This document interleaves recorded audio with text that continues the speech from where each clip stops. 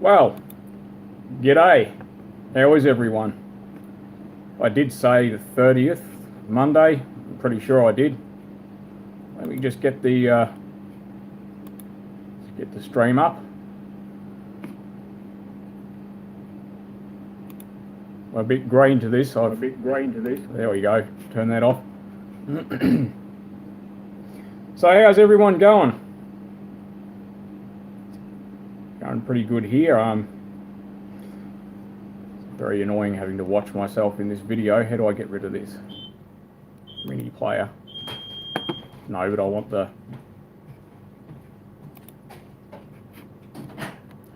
G'day mate, how are ya? Tell you what, I've got this watching myself in the computer screen and I don't really like that very much. Yeah, not bad. We're going all right. Oh, okay, you get the comments on the phone too. Oh, there you go.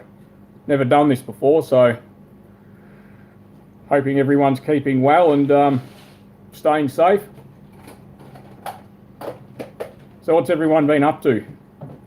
I guess a lot of people have got plenty of time to, to chill out, maybe work on your antique refrigerators if that's your thing, which it seems to be with us these days. We've got, how many we got, like, what, 5 or something? Something like that. We got like about 5 antique refrigerators, so, well, they follow us home, so one followed us home from the scrapyard the other week, as you would have seen in the video I did, so I'm not really sure what to actually say on this thing. I've never done this before, so you'll have to bear with me. I'm not getting all the comments here, why aren't I? Oh, here we go. Company won't close.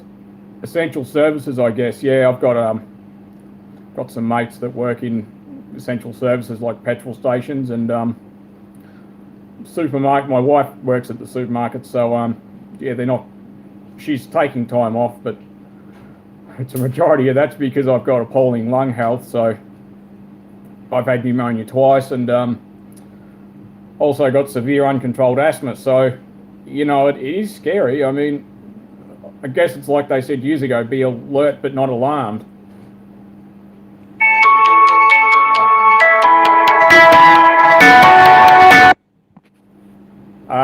You'll have to bear with me for a sec.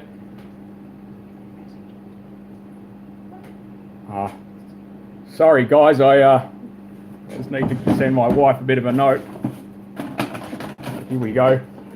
It's just something I have to tell her that I can't tell you guys. Sorry about that.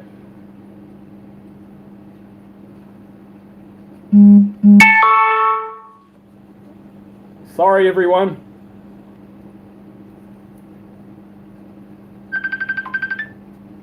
It's all right. It took care of itself. How about that, huh?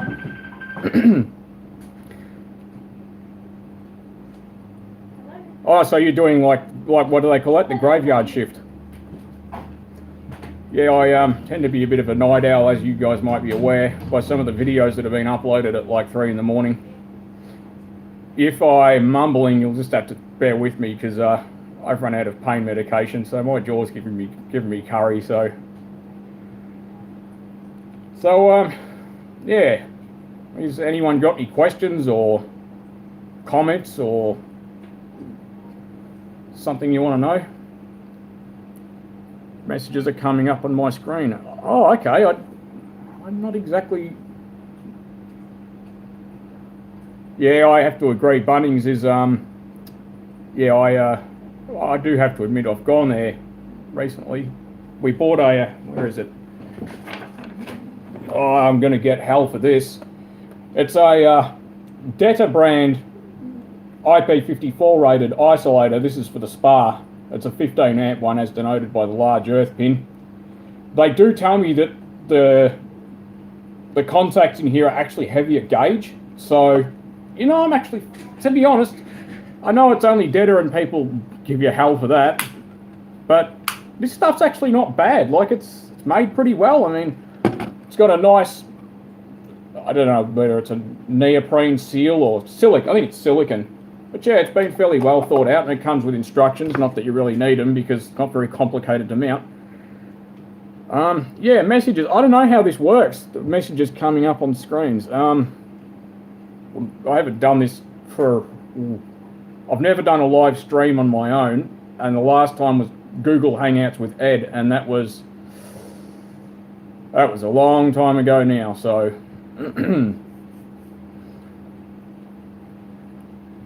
So, I missed the news, so I don't know what's going on with this stage 3 lockdown that we're about to go into. But it's no more than 2 people leaving the house. They have to be from the same family, and it's going to piss off a lot of people, but you got to do what you got to do. So,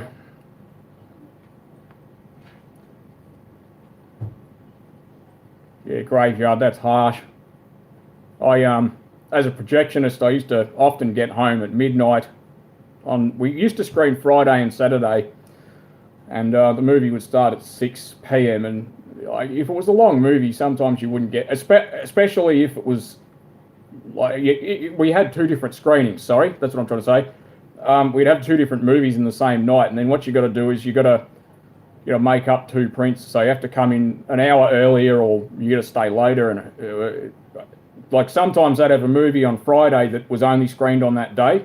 So what you would have to do is break down the print and make up the next one. And so I got sick of doing that, because I don't know if you guys are aware of it, but I've got some old content that's about the projector, and that you get the reels comes 2,000 foot reels, and if it's a long movie you might have 10 reels or something. I can't remember what the longest movie I made up was. It might have been 12 reels or something. Rusty! Sorry, the dog's doing something she shouldn't be. No! She listens about as well as the average toddler. She doesn't care. So what else has everyone been up to? Anyone got any projects going?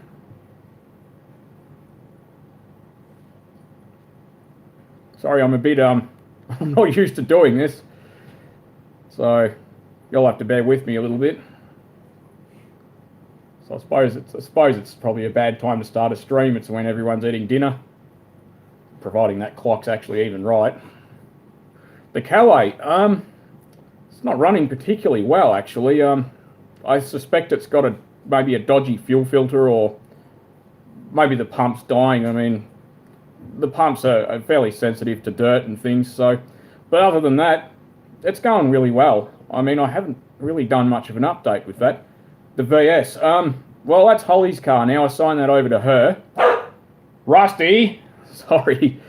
And we actually lowered the VS. It's got King Springs low, which the springs they're 40% stiffer than standard. It's also running polyurethane strut hats or strut mount bushers. And a lot of guys put them in and take them out the next day because they're really hard. Like, they're probably about 300 or 400% stiffer bushers than what you get. So you really do get a lot more feedback, and a lot of people don't like that. But it basically means that the car has almost zero body roll. So worked on any cars lately? Yeah, I actually work on cars a lot more often than. G'day, how you going? I actually work on cars a lot more often than I film content. I just don't want to keep filming the same things over and over again, because I think people get sick of it. Maybe I'm wrong. I don't really know. The dog's going to start whinging now. What I really want to get into is that ED Falcon out the front, because it's been sitting there since the other one got hit. So, yeah, it's a bit awkward using the phone for this. Let me just adjust you guys. The light's not ideal either. How about that? Yeah, so, the VS. Yeah, I love the VS. They're probably one of my favourite cars, actually. The ED, basically, the first one we had, after we had the EB, it was at 150,000 Ks on the clock, and that thing was just absolutely mint. The people we got it from were the second owners of the car, and it had been in Wangaratta its whole life since brand new.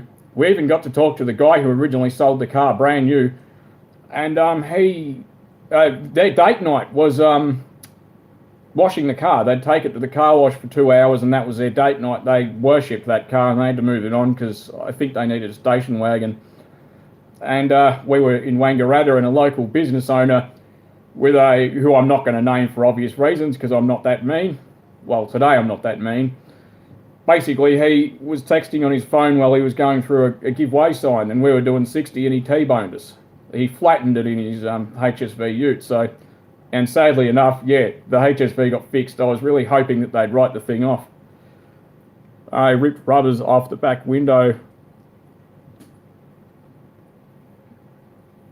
Oh, right, yeah, because of I see what you're saying, because of the video I did on the rust. Yeah, they're a trap, definitely, especially the front windscreen. 95 VS Club Sport. Yeah, they're just awesome cars. I don't really believe that anybody, even now, really appreciates just how good a VS Commodore is. I mean, I guess it's like saying that the EFEL Falcon was logically, in my opinion, probably one of the best cars that Ford ever made. They'd really worked all the bugs out of it. VS was really the same. Ever consider buying a VS Statesman?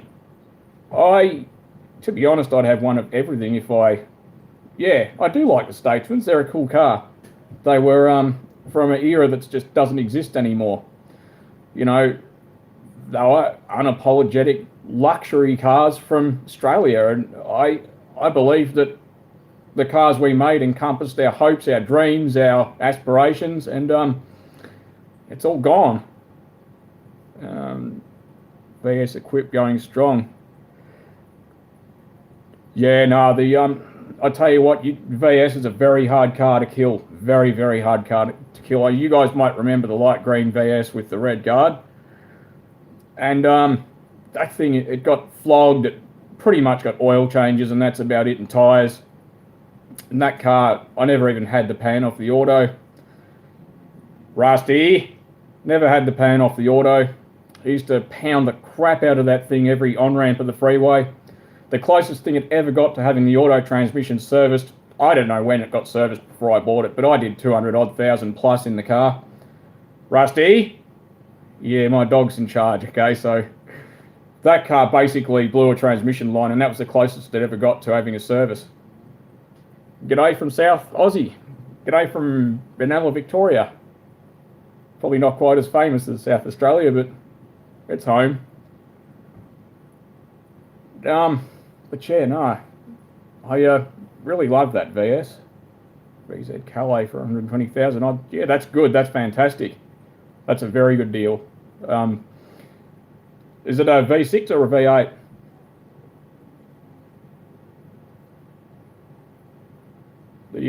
They're both good.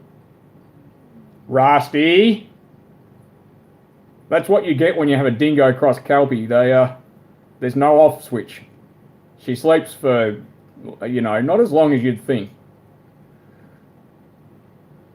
Oh, you're the guy with the weather wall. Yeah, I'm sorry about that, mate. I meant to do a video on that, but I did a few, but I hated them, so I didn't put them up. I have a habit of shooting content and then I watch it and don't like it. Alloy Tweak 6, yeah, they're, to be honest, in the standard form, an Alloy Tech 6, in my opinion, will probably, at least at a minimum, keep up with an L67. They're quite remarkably fast for what they are. I meant to say I fixed my VS. Oh, okay. Oh, that's cool. Well, born same day. No, I'm not really impressed with 2020 either. But to be honest, I think what they did with Holden and closing it, they sort of put it out of its misery. I mean, after they killed the Commodore and started making those Captivas, or Craptivas as we like to call them, no offense if you own one, but let's be honest, they're not a good car, and neither are the Trax and the Cruise and all the other junk they were importing from Korea, made out of the old Daewoo factory. Rusty, Shelly just went for a walk. It's not like...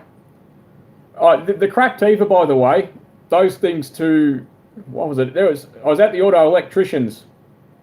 I was buying a part, and they were working on one, and they had the front of the bumper apart, and they'd already replaced a condenser coil, and it was only like it was just out of warranty. And he said that to do the alternator, you've got to do this, this, and this. 76,000 Ks. Wow, nice. I mean, that's just not even run in. I still look at a 300,000k VS as hardly run in. I mean, the one that was hit, it never missed a beat. The VS that was smashed, the only reason it got taken off the road is because it was hit. Yeah, I do love the VYs. They're another cool Commodore. The thing about the Buick V6 that makes it most reliable, in my opinion, is that it was the, how do I put this? If you have something Japanese or European, basically they have no clearance and they're very, very fussy with oil and this and that, not being abused. Like, but a Buick V6 type engine, it's just, they've got clearance. They are overbuilt for what they are. Oh yeah, sorry, yes, that's right, yeah, VR Series 2. The Ecotech is significantly different. Rusty? Bloody dog, this is normal for me, by the way. I hope you guys aren't too annoyed by it. WH, yeah, I know a couple of people with WH Statesmans. They certainly seem to be becoming a lot more popular with the younger people, the Statesmans and stuff. Oh, the XL, well, I tried to sell it. I had $200 on it, and I ended up selling it for $50 locally. It was sad because it was actually a really good car. I just didn't register the thing because look, I'm a small guy, but I don't fit in small cars. I tend to smash myself stupid. All good? Right. Well, I might open a beer, I reckon. A bit dry. So you guys bear with me for a sec. I'll just be 2 seconds.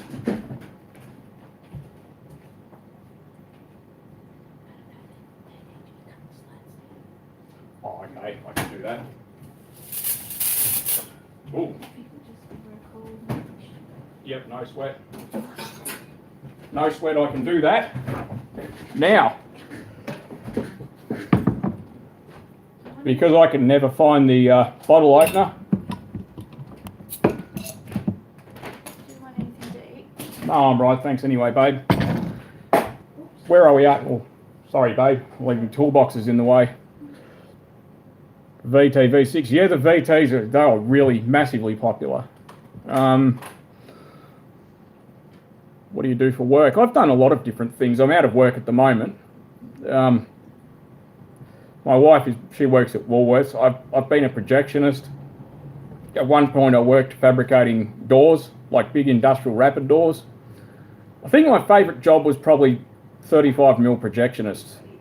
I didn't enjoy working on trucks. I hated that with a passion. Like, trucks are awesome if it's a wanter, but if you're working on trucks that, okay, if you want to get into being a diesel mechanic, look, just be aware you're going to be working on garbage trucks and all sorts of things, and they're not fun to work on, and they're disgusting. Like, you just think you're a rubbish bin, but 1,000 times worse. So don't work on trucks. There's no money in it either. The money's just rubbish.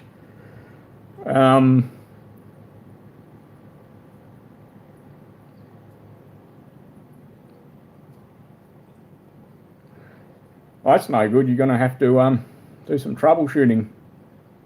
VR. If it doesn't start, there's not much that will actually stop a V6 Commodore, and this pretty much applies from VN to VY. So basically, crank angle sensor, and this is a big if, a car hasn't been played with, i.e. someone's modified, they've done blah blah whatever. If it's just not starting up and it's a Commodore V6, usually V6, oh god, I believe that. Usually it's a DFI module, the ignition module, or it's a crank angle sensor, or it's a fuel pump, usually. ECUs pretty much never die, and not a lot else will actually stop it. Like an airflow meter, if it's VS upwards, will usually, if it's not connected, if you just think it's not connected and not sending data, basically airflow meter will cause it to run, but run like shit. Sorry, I don't swear. Oh, it's a really bad habit. Yeah, I hate working on trucks too with a passion. I'm just going to have a sip of beer. So, yeah, any of my viewers from the Netherlands, it's a nice imported beer, that one. Actually, it's very nice.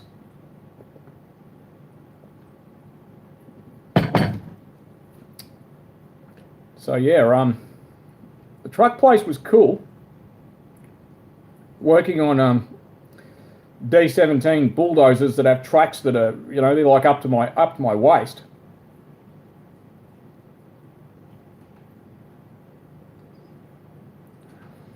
I'd check for pulse at the injectors. How old am I? I'm 35. In April, I'm 35. Actually, I'm starting to feel old. So check for a pulse at the injectors. So check for spark first. If you've got spark, you've got the crank angle sensors working. And yeah, so check for spark.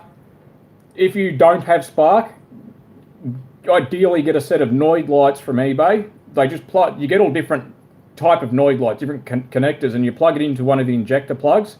If you don't want to get Noid lights and you've got an old-fashioned multimeter, like an analog one, because the digital display is too slow to pick the pulse up. You might see it on a bar graph on some fluke meters, but if you don't have a pulse, it's going to be something like a crank angle sensor. If you've replaced that already and you've got a pulse, I would be checking the fuel pressure with an inline pressure gauge. It's probably what's going to be the issue. Heavy metal. Oh yeah, absolutely. Metallica is one of my favourite bands, and to be honest, I even listen to Cradle of Filth. I listen to death metal and stuff as well. I don't know if I look like the sort of guy that would be into that sort of music, but there you go. Ex-spray painter. Not fun sliding underneath. Yeah, no. I used to have really long hair, and I got under a car with a creeper one day and it ripped all my hair out. So I hate getting under cars. I try to avoid it as much as possible. Truck driver, I have thought of it.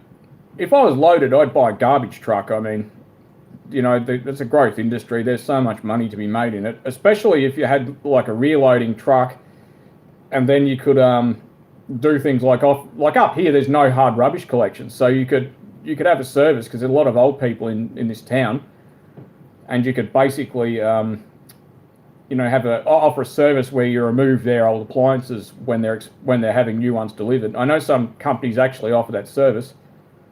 But metal. Yeah, no, I've spent a lot of time driving around listening to all sorts of metal and rock and death metal, like Dicide. I don't know if anyone's ever heard it. Have anyone ever heard of Dicide? I'm going to guess no. I mean, it's if you actually read the lyrics to some of these music, it's just hardcore. I've never had a Commodore V8, but I had years and years ago, I had a 1975 HJ Premier station wagon V8. It was a 253, and if you're not old enough to know much about the Kingswood V8s, right, they used to stamp or cast into the block the size of the engine, like 253 or 308. I'll have to turn this fan off. It's getting a bit cold, isn't it, babe? Just hold up a sec, guys.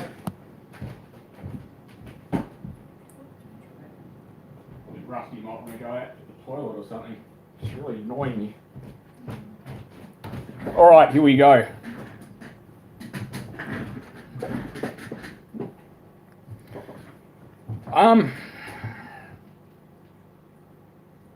I've honestly never ever worked on anything Mercedes, except I have worked on some of the prime movers, but I know I worked on a Volvo truck, and my introduction to Volvo trucks was it had a sorry, I'm going off on a tangent. They had a little flap that near where the bottom of the driver's door is, and you open it up.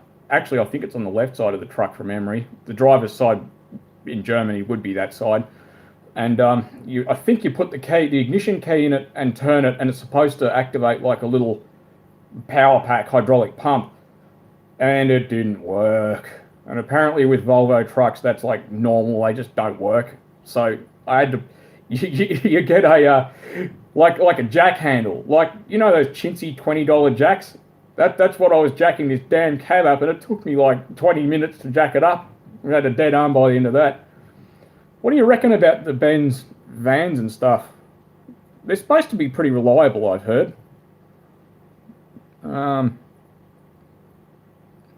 Sounds good. Yeah, it's awesome. I don't think I have it in me to work on trucks and cars and things professionally anymore. I mean, I lost a lot of fitness. It's true what they say. You get to 30 something and then you got no fitness anymore. Yeah, well, hold on to the premiere because I have to say, we never called it. You know, okay, now what's happening now is everyone's saying, oh, ED Falcons and VS Commodores are never going to be worth a cent. There's still thousands of them around. Yeah, but have you noticed how many less there are on the road now? I mean, people are always trying to buy the ED, the VT, or the VS. The VT, I don't know why people want to buy that car. I mean, it's, as far as VT Calays go, it's not the greatest Calais in the world. It's all right. I mean, the paint's not that good. Thank you. I'm glad you think I'm a nice guy. Yeah, things will improve eventually. Fuel is cheap. Well, sort of. I mean, where I am, it's still like nearly $1.40 a litre for only just 91. Injectors, yeah, they don't really go bad very often. You mean in my Calais? No, I don't think so. I think it's got low fuel pressure when you crank it, because it takes a while to start and it runs like crap, but after it's been running for 5 or 10 seconds, it runs like a dream again. We have to lean back. I'm not really comfortable. So a polling posture is basically normal for me. I'm just really, hang on, I might just change the angle. I'm really uncomfortable if I sit up straight. 99 cents. Wow, that's not bad. Yeah, well, in Melbourne it's cheap, but up in country Victoria here it goes up and it stays up. Thank you very much. I really appreciate you saying so. And HJ was a sentimental. Yeah, I wish I had my HJ. I sold it for $700. It was a 4-speed floor shift, and the gearbox was stuffed. Like, it had 7 teeth missing off first gear and 7 teeth missing off the lay shaft. And but it was a manual and it was rusty. By the standards from 15 or 20 years ago, whatever it was when I had it, there were much better HJ wagons out there. Oh, I see what you mean. Van injectors are common. Yeah, and the Volkswagen vans, they also, I know they used VW vans for ambulances, and I did a work trial at a Subaru dealership, which also did Volkswagen, and yeah, the ambulance service took a bath with the VW vans. They couldn't keep transmissions in them. They were just horrendously unreliable. They had a $40,000, basically a PC on a trolley with a UPS power supply, and that was how they diagnosed the problems with Volkswagens. And basically, they didn't know what was wrong with it. How did you get to have the knowledge you have in cars? Oh, okay. This is a good question because I get this a lot, actually. The honest to God truth is I read a lot of textbooks. Sorry. If you guys are starting out, some of the younger guys, or even if you're older and you've just never worked on cars, first starting point would probably be go down to your local auto parts store and get a workshop manual. And I think Ed Jones, or Aussie 50, he actually touched on this at one stage. If you want a good grounding in mechanical knowledge with cars and procedures, buy a workshop manual and read it. If you go on eBay, this is probably, I'm guessing it's illegal, but you're not breaking the law, but probably the person selling it is. You can get digital copies of the workshop manual, like the factory ones. We call it the Bible, me and my mates. So the factory workshop manual is it's like 1,500 pages, for example, and it tells you everything, and it's absolutely well worth it. Black Sabbath, yeah, awesome stuff. Usually what happens is I drink a few beers and then the rock comes out. But I've only got these crappy little Logitech speakers, so they do their job. I actually do have a good stereo. I've got some Kef Concerto speakers from, I don't know how old they are. My dad would know, they were originally his speakers, so They're probably from the 70s or something like that. I've got a Technics Class A from, I don't know, 30 years ago. But I got too lazy to put the feed from the computer to the amp. So, yeah, and I do like my music, that's for sure. I haven't got a radio in the Calais at the moment. Rusty! Dog is just so annoying. Magnus, when they first... It was me! Oh dear. Rust! Can you please show the dog there's no one at the front door? Sorry, babe. If I make a knocking sound, the dog is so smart, she just automatically thinks someone's there. Mitsubishi Magnus, when they first come out, won Best Car of the Year. They were, in the 1980s. Rusty! Rust! I'm so sorry, everyone, especially headphone users. Oh, you know what? No, I don't. There is someone there. No? Oh, who's there? Oh, just people walking past. Oh, someone's walking past, God forbid. Yeah, a lot of Premiers got crushed. A lot of Kingswoods and stuff. We crushed cars that were very, actually not bad cars. You know, to be honest, they were really, really easy to restore. But there were so many around, they weren't worth anything. Magnus were a dream to drive. They were, in my opinion, the interiors in the 1985 Magna were cutting edge. They were fabulous cars to drive. The problem with Magnas was, originally, everything was really light. And with Magnas, the gearboxes, they were exploding when the cars were brand new. Like, they were brand new cars, and the autos would just blow up, basically. And they released a different auto that was a different shade of grey, just to denote that it was the different unit. But they also, the Astron 2, in my opinion, I think it pushed it too far. Remember, Astron 2 is a 2.6 litre, I believe that's right, I'm drawing on knowledge from 20 odd years ago. They were 2.6 litre 4-cylinder engine. They were smooth as silk, I might add that much.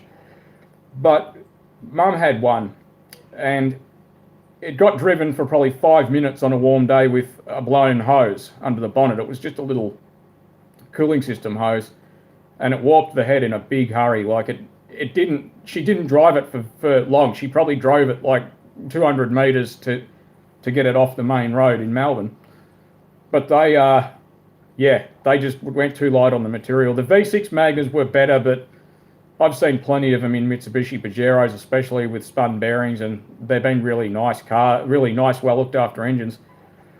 SLR Tirana 253, yeah, they're big dollars, massive dollars these days.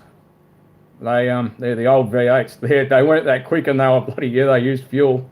My XE was only a 6, and that thing was lucky to get 350 a tank, and that was a 68 litre tank. Yeah, they did. The Magnas had what they called ECI Multi, and the ECI Multi was a fair bit better than the carburetted version, but they were passably reliable, but they'd already trashed their reputation by the time they fixed most of the bugs. 84 Sigma. Yeah, the Sigmas were a better car than the Magna. They were really solid. Like, we used to get plenty of them around, and I think we had one at one stage that was brown, and it had no motor in it, but the thing was mint. Like, these days there'd be plenty of people that would love to have that car, but, you know, say la vie, the thing wasn't worth a damn cent. Like the XE that this channel's named after, XE Fairmont that I had. Now, you guys have never seen it because it was gone before YouTube even existed, I'm pretty sure. No, definitely it was. But that thing, I sold it for $700, and it was almost dead straight and rust free. Toyota, yeah, g'day Gareth, how are you, mate? Toyotas, yeah, they're a good car. They started out making industrial stuff like sewing machines and stuff, and they still do. They're, in my opinion, they're probably one of the best put together modern cars made.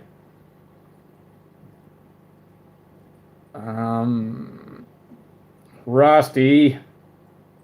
Every time I try and do something, this dog pays me out so badly. Your video slowed down on my phone. Apparently my video slowed down. Have you guys noticed that? No, there's a lag. There is a lag, honey. Yeah, no, because it's not instantaneous. It doesn't just happen instantaneously. So, yeah, g'day to all my Toyota fanboys out there. Certainly they did make a good car. And I got to drive a fairly new Toyota. I drove my sister's Corolla a couple of months ago, I think it was. They have a CVT transmission, which scares the living shit out of me, to be very honest. But if Toyota are using them, it means they've found a way to make them reliable. So I would have no problem whatsoever. LN65. What's that? Is that a Hilux or something? That rings a bell. No, sorry, I'm wrong again. Forgotten more than I knew, to be honest, I swear. But yeah, the Corolla my sister's got is a Sportivo, and I was blown away by how fast the thing is. I don't need to see myself, and I kind of prefer it that way. Hybrids. Electric cars are junk. They're not really going to save the environment.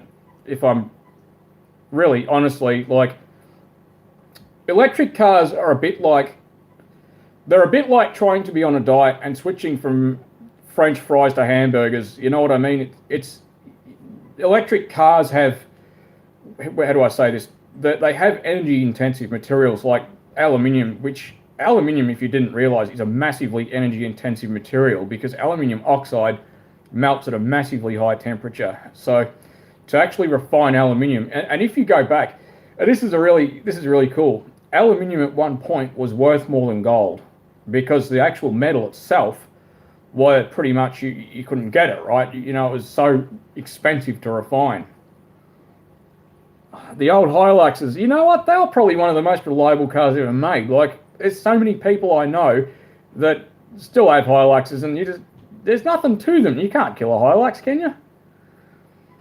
Yeah, I didn't even watch the news, to be honest. I have to say, like, it's bad, but other than opening a beer, I can't really do much about it. So, unfortunately, my heart goes out to everybody that's affected by the coronavirus, whether directly or maybe family members or maybe someone you know.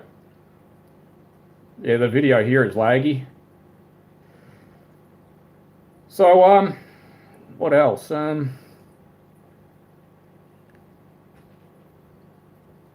Wow. Excuse me. I've got asthma and, yeah, so don't mind me. 860,000 Ks on the Hilux. Holy crap. Yeah, you can't go wrong with a Hilux. There's not really much to... I think they're really well-engineered cars. I mean, Peter Anderson has said it multiple times about the way Toyotas are put together. And they really are that good. Like, the older Toyotas... Now, I know they make sports cars, but if you compare my sister's 03 Corolla she had to her current Corolla, which is it's a 2018, I think it is. My wife's nodding, so yep. The difference is night and day. Like, it's a completely different car. And in my humble opinion, if Toyota are making cars that are that fancy, because it is fancy on the inside, it's really nice. I know that it's a Sportivo and it's not just the standard base model car, but if they can make cars that are as reliable as Toyotas always have been, but as nice as they are now, I really believe that they probably will just about wipe the floor with the rest of the market. Yeah,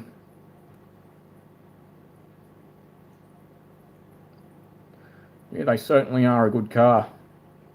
RAV4, 380,000 on it. Yeah, and you know what? You can do that with a Toyota. Things like Hyundais and Kias and stuff, the downfall of them is the interior plastics and stuff, and because they're really not UV stable. And also with a Hyundai or a Kia, the other thing that's going to go wrong is things like seals. I don't know, they're really crap stem seals on the valves, and that was another reason I got rid of the XL, because it's a 16 valve engine, but it's, you know, it needed stem seals, and it's basically... Well, I'm drawing on some really, really old knowledge. You probably would know more than me if you went and checked out the video of the XL engine, the head specifically.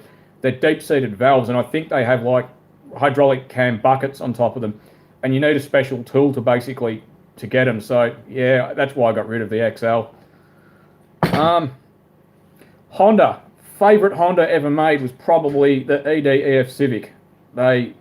They're slow. The ED Civics are not fast by any stretch of the imagination, but they handle amazingly out of the box. Absolutely, just without doing anything to it. Hyundais and Kias are very easy to work on. Like, for example, an ED Falcon alternator, you'll need like 3 different size spanners. But with the Hyundais, like the XLs that I had, you can take the alternator out with 1 spanner. You know, even though the threads are a different diameter, the bolt heads are all the same size. Sorry, I'm a bit slow on this. Wow, 980,000 Ks. Wowee. Yeah, well, they'll do that. I mean, they will do that. They're really quite a good car, and I haven't ever used a Toyota sewing machine, but you know, I mean, you'd expect me to own sewing machines and be interested in how they work, but not so much on the using. Excuse me. Maybe at this rate we'll have to start making our own clothes. It's probably the only way of getting quality stuff anymore. Then again, the $6 jeans I'm always wearing I get years out of them. Yeah, so not too many cars you can get 1 million Ks out of. That's for damn sure. I mean, especially as the car's 20-something years old, because it's not really the case that's going to kill stuff. It's more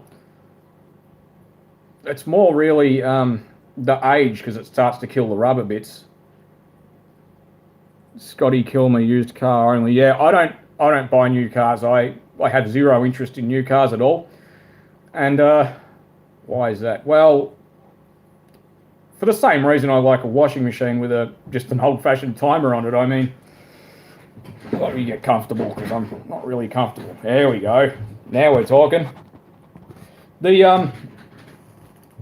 All the electronic Google computers and stuff, to be honest, they give me the shits. Like, I reckon it would be better if I turned the light.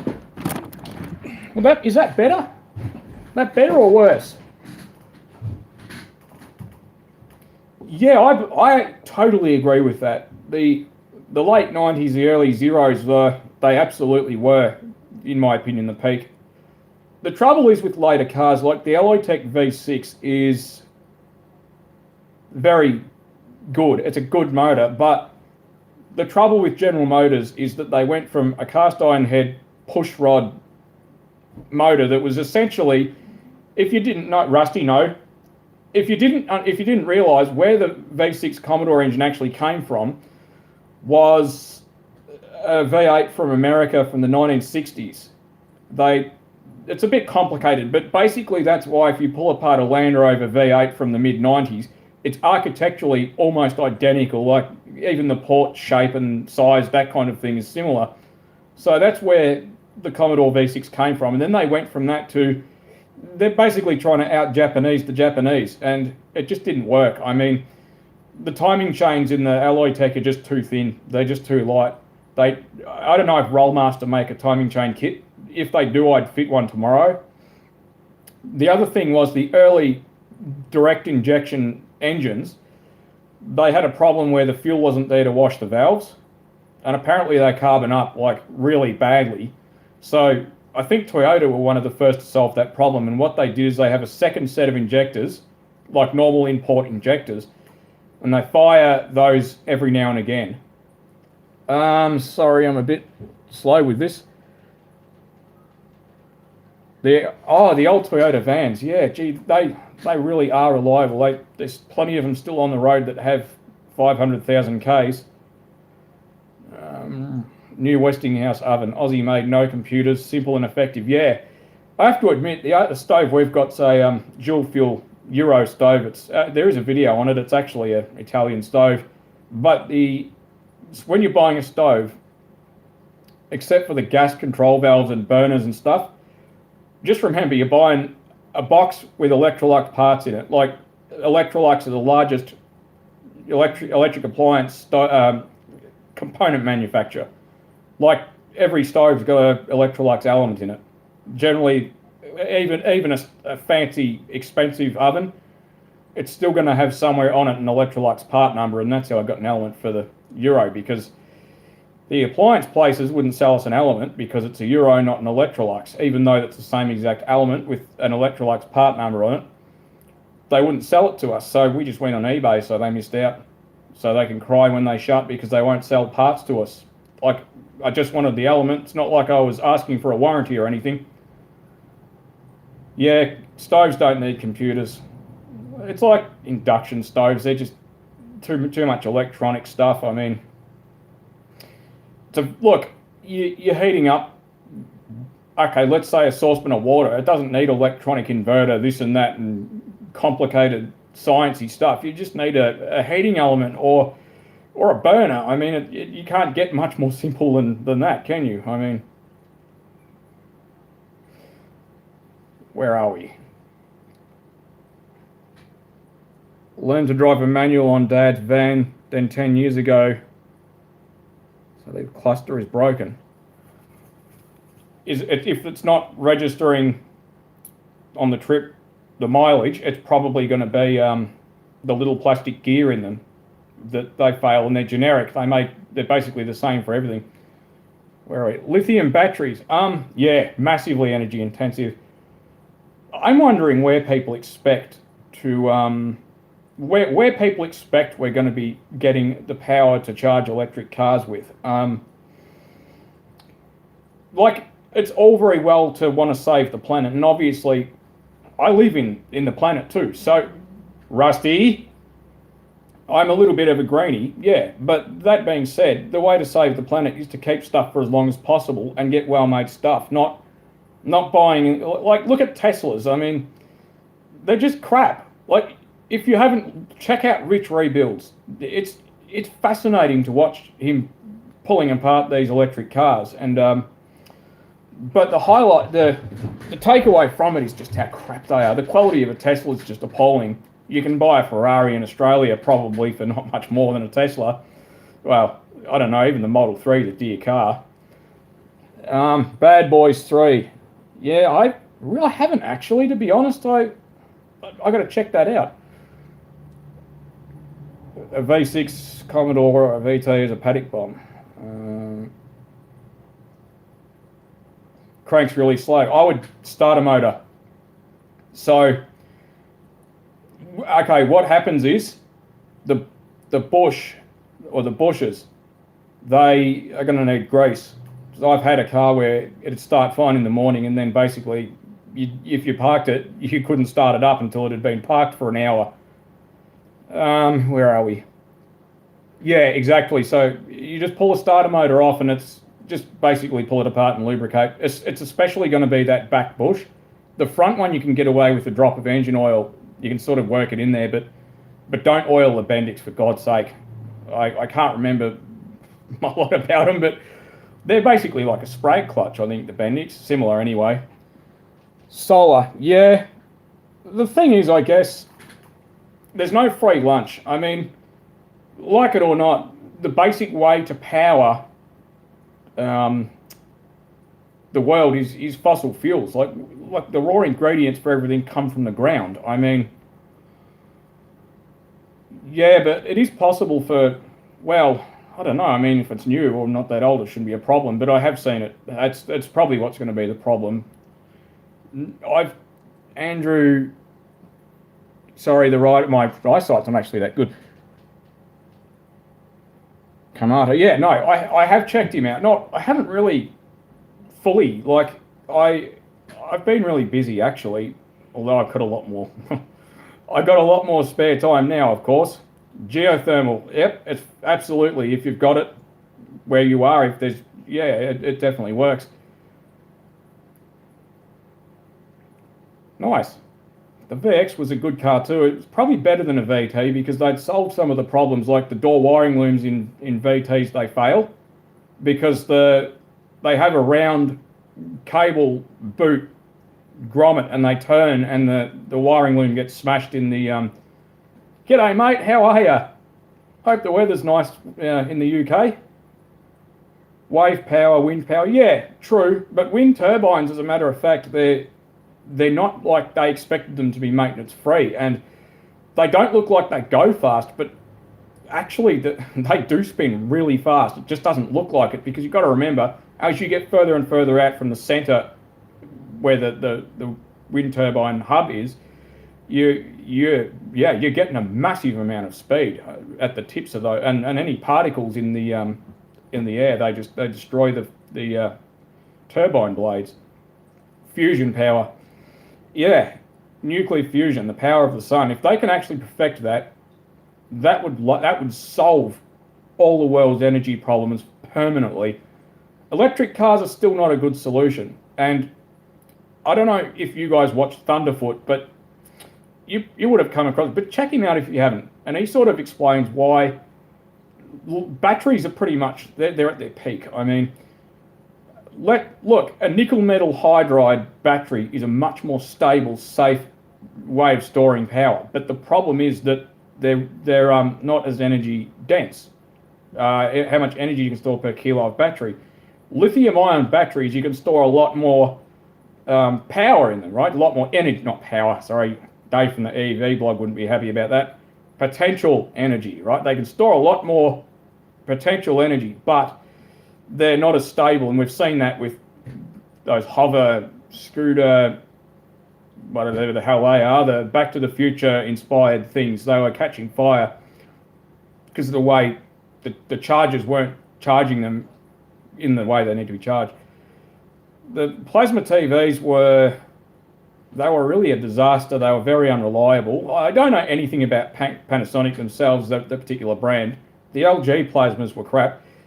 I would say if you want to know more about plasma TVs, I would check out Aussie 50 early videos because he knew so much more about TVs than me. My speed is valve TVs and things like that. But they were glass, they were front heavy, and the plasma TVs killed a lot of kids because, you know, the old CRTs, your kid would never pull it down. They weren't heavy enough or strong enough, but the front heavy plasmas were pulled down onto a lot of toddlers. So, yeah, they were death trap for kids. Been streaming for an hour. I can't believe that. I'm surprised.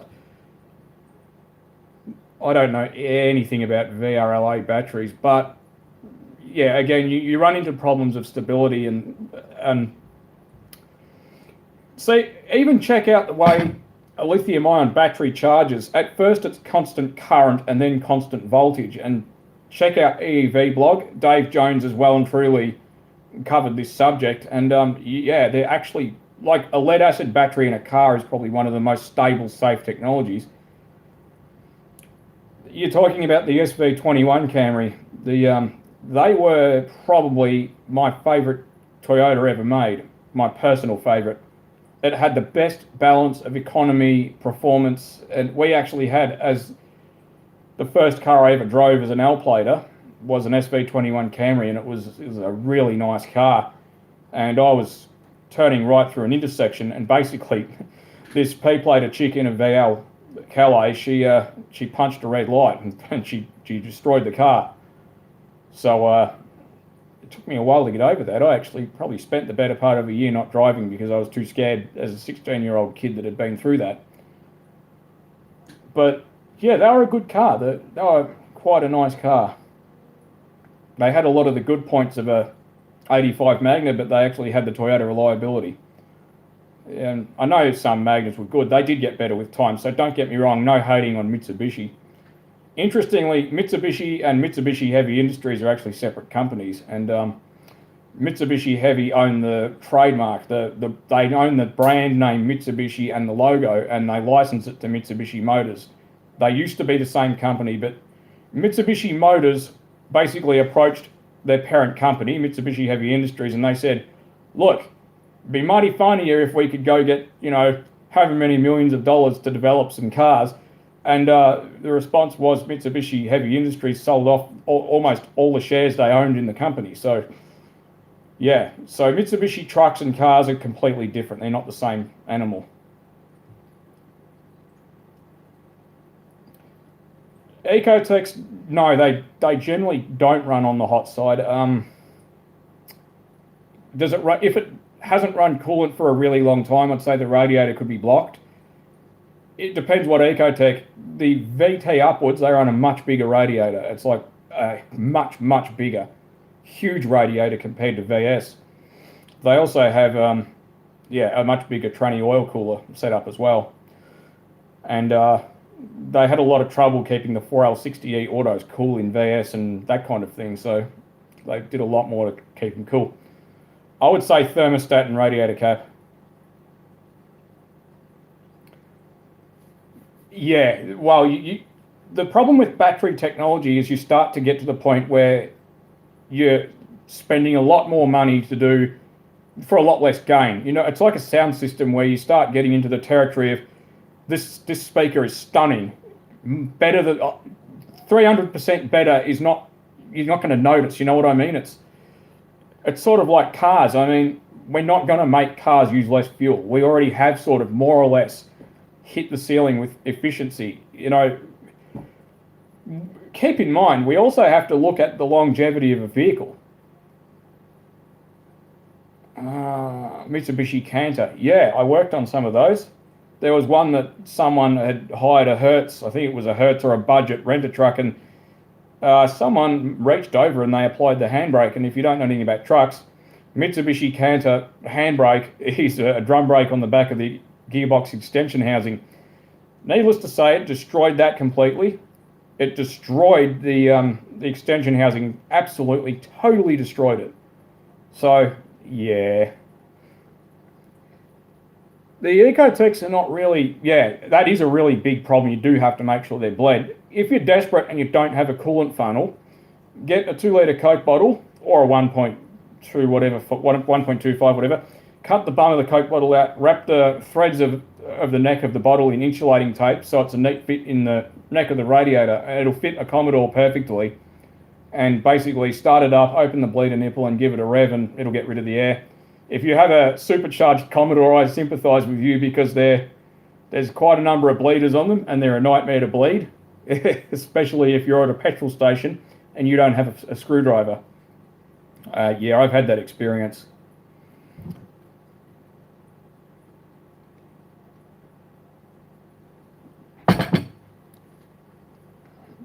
VX Acclaim. Wow, that's a good buy.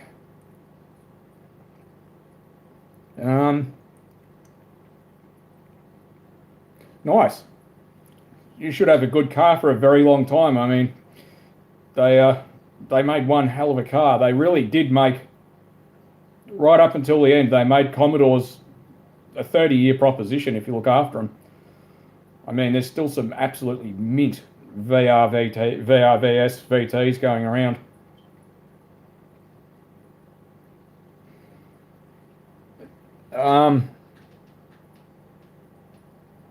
So the Canter's revving itself up. Maybe it's running on its lubricating oil. The turbo seals might have failed and it might be starting to run on its own oil. That's something to check. Just take the outlet side of the turbo off and have a look.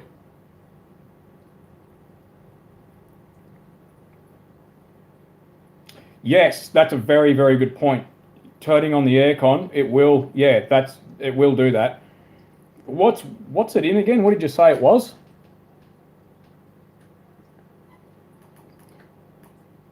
Because if it's something like a VS Commodores have a 2-speed cooling fan and the first speed almost never works.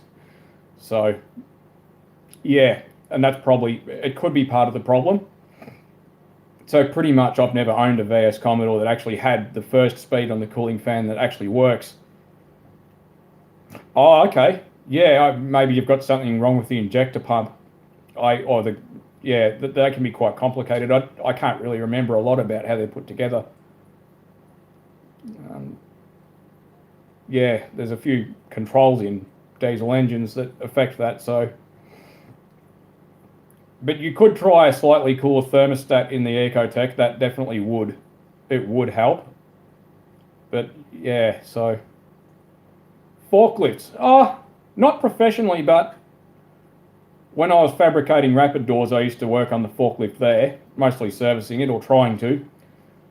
They're the sort of thing that never ever get worked on until they blow up and stop working. Probably my favourite forklift would be a Nissan diesel forklift. the truck place had one because that's what you remove big truck engines with.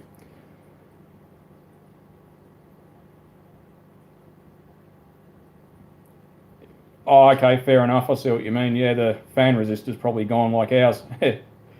Our interior fan only works on the third and the highest speed setting, so that's on the to-do list. But they are $80 for a fan resistor, so oh well, I guess I'll have to pay for it. I mean, it's a bit of a pain having it not working on all 4 speeds. Let me just have another sip of drink.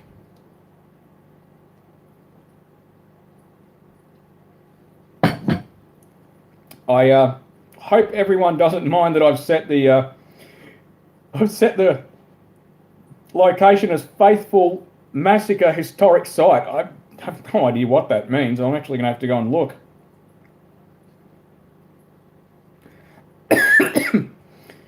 Yeah, I couldn't tell you what the I couldn't tell you what's wrong with your canter. Could be a number of different things. Rusty, we might have to go and let Rusty out to the toilet. Honey, can you please get a treat and see if Rusty needs to go to the toilet? Yeah. We've actually got to convince our dog to go outside. Sorry, babe. Grab the torch from the bedroom. If you guys watch that video about the mouse chewing through the wiring, yeah, that also powers the outside light on the back side of the house.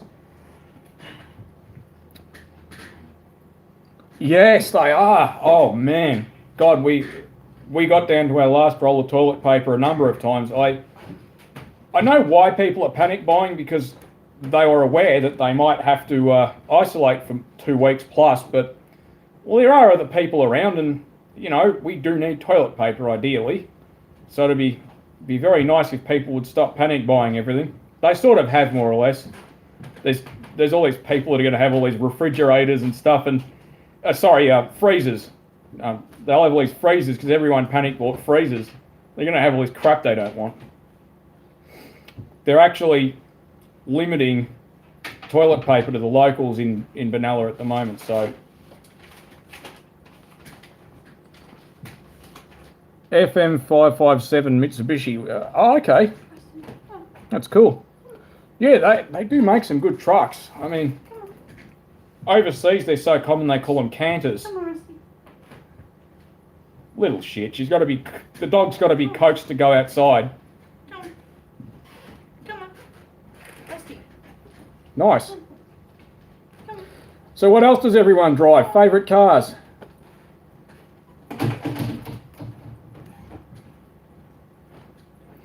Cars you've had and you've sold. Maybe first cars that you wish you had. Mine is the XE personally. I love that car.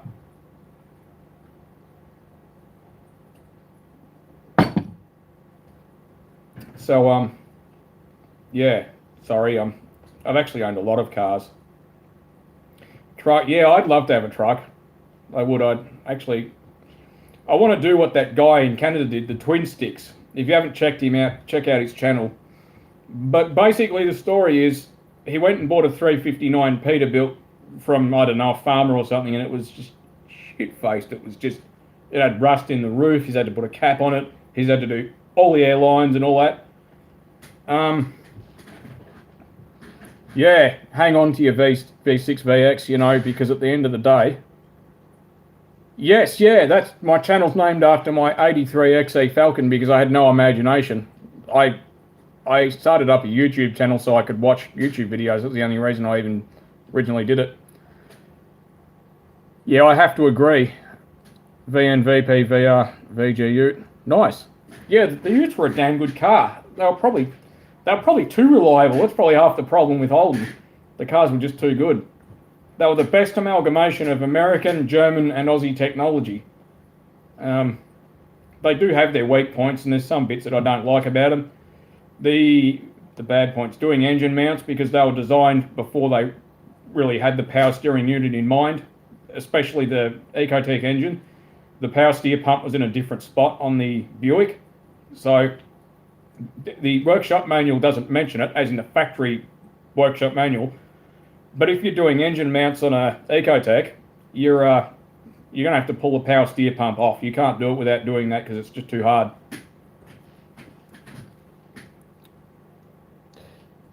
$8V71, that's a 2-cycle Detroit V8, isn't it? Nice. That's the way. I absolutely adore those engines. They're just a fabulous diesel engine. That's one thing America's absolutely completely dominated the world market, basically forever and ever, up until the Euro whatever number we're up to. Anti-pollution law killed them off. Trucks and pickup trucks. I know Toyota Hiluxes are good, but the large American pickup trucks, yeah, they were fabulous.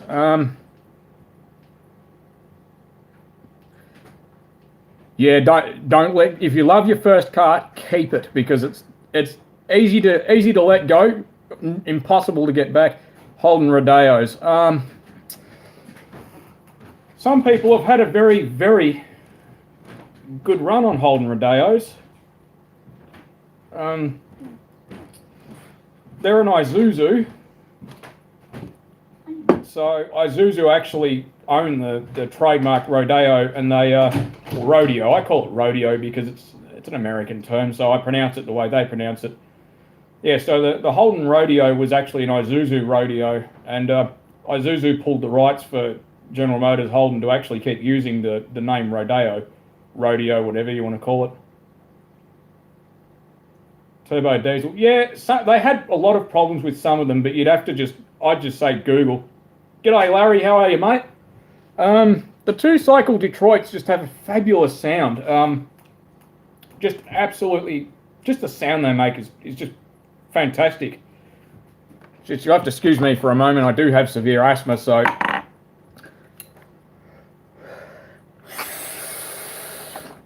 Gotta do what you gotta do, huh? Yeah, well, we've got 4 cars, and we're only in suburban Canella, so too much cars. Yeah, we got too much cars, too much fridges, too many lawnmowers, too many streetlights. K35. Yeah, those Corollas were awesome cars. Do you know what? They actually lost a fortune on the old Corollas from the 70s. They lost money on every Corolla they sold. The reason being, Toyota realised that Japanese stuff had an appalling reputation, much the same way that stuff from China does. It's not really fair because China and Japan, obviously they're at different points. Japan's where China used to be, but China's where Japan used to be in the 70s. And what am I trying to say? They make to specifications, and it depends what you want them to make. They'll either make the best electric motor in the world or the worst, depends on, right? So, but Toyota realised that Japanese stuff had a problem. So what they did is they made a really, really good car, and they sold it for less than the break-even price, basically. And that is where Toyota established its reputation for quality. Sorry, you have to bear with me a bit. My asthma is playing up a lot today.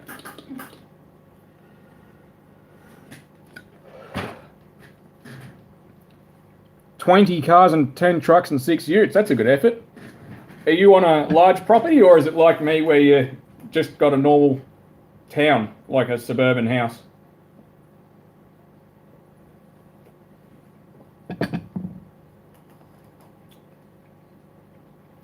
Sorry, I know there's a bit of a lag, and asking questions is probably, it's not happening exactly the way I was hoping it would, but I shouldn't complain because, sorry, I hope I'm not boring you guys to tears, but you have to forgive me if I am. But I have to say, anyone remember Beyond 2000? It was an Australian program in the 90s, in the early to mid-90s, and Beyond 2000, just the video phones, and it was just, wow, like, oh my God, we're going to have this, and damn, I tell you what, we couldn't have imagined in a million years. We were nowhere near right.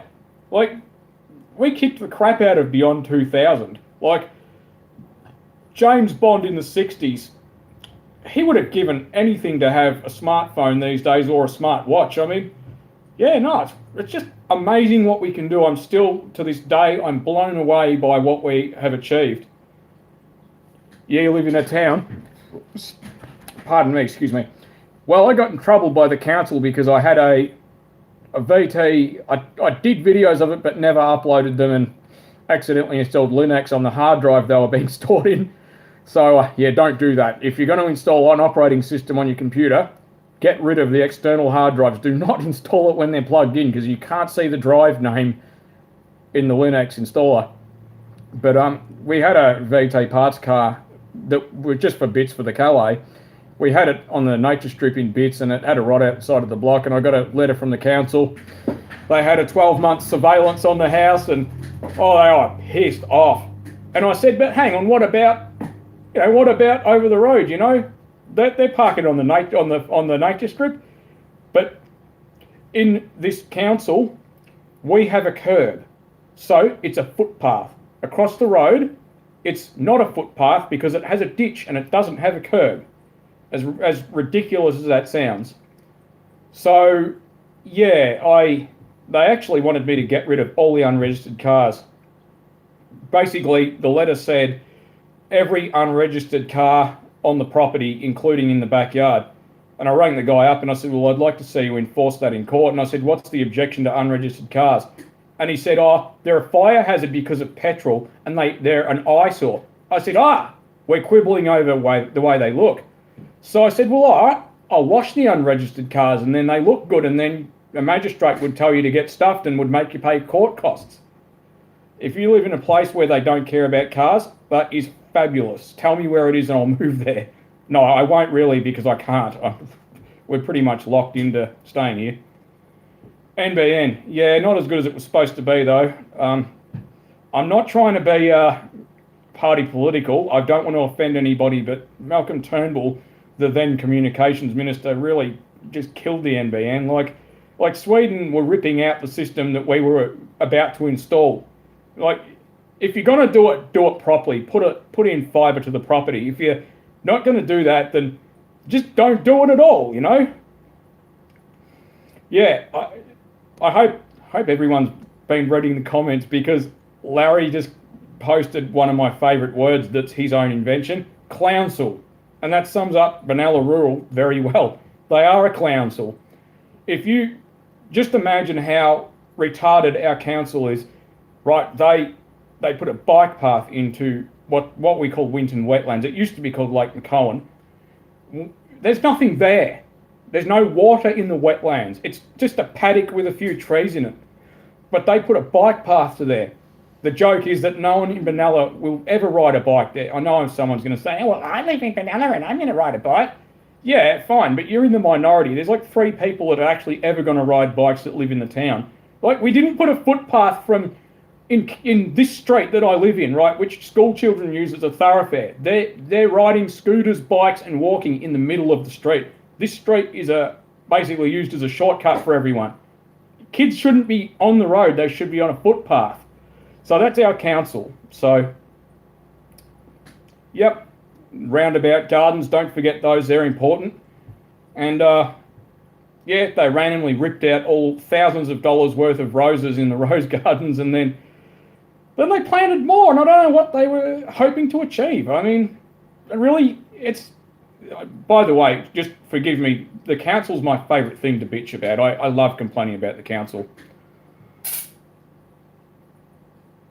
Yeah, well, you guys are lucky. Wait till I move to a bigger property, 1,200 square. Got cable better than NBM. Oh, hell yeah.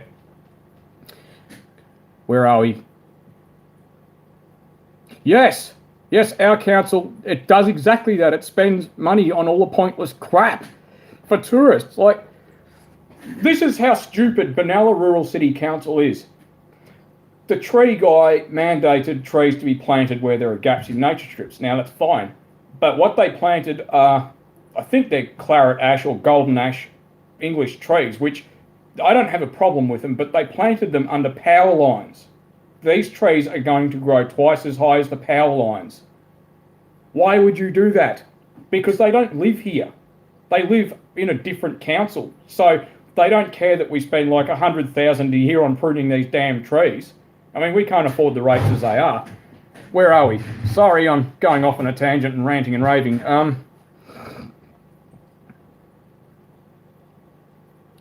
Yeah, they are. Yeah, they can't do anything.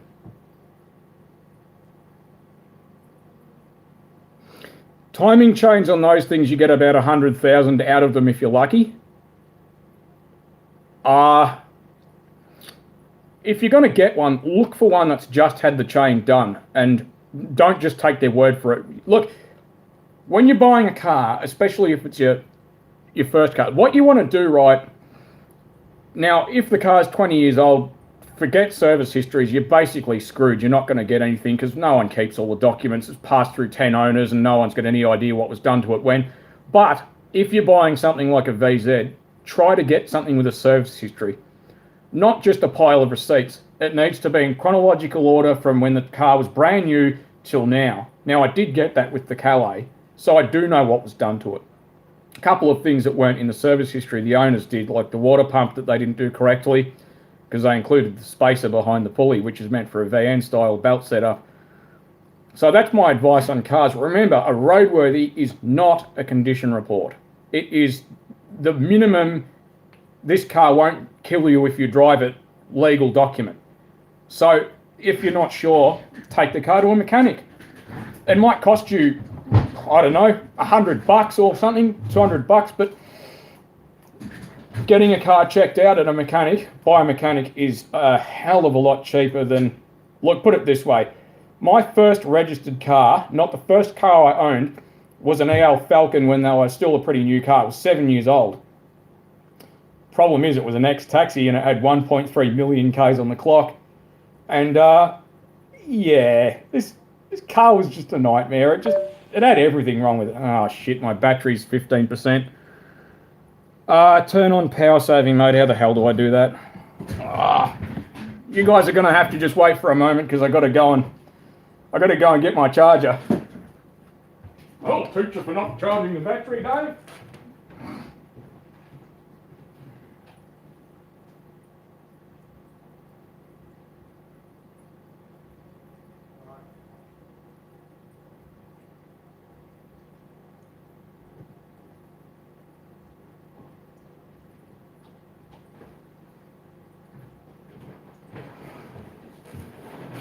Ridiculous. Look at the ridiculous crap I got to do just to keep the stupid phone going. I got a friggin' extension lead and a PowerPoint that's located in the world's dumbest position. So sorry guys and girls, you'll just have to bear with me for a moment. The phone actually generates a fair bit of heat, really. Whoops, shit. Pushing buttons. Oh dear. I have no idea if it's charging. Well, I guess I'll find out soon enough when it gets the warning and says, your phone's about to die. I never think of buying those power packs. Yeah, I should, yeah. I wonder why the screen's all dim. It is plugged in and it's turned on. I can't tell if it's charging. Can I... Nope. Okay.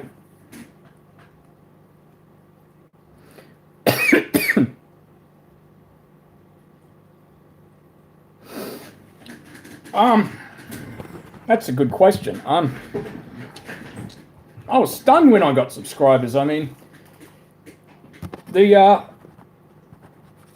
only reason why I thought for even 1 microsecond that anybody would actually want to watch my content is because of Ed Jones.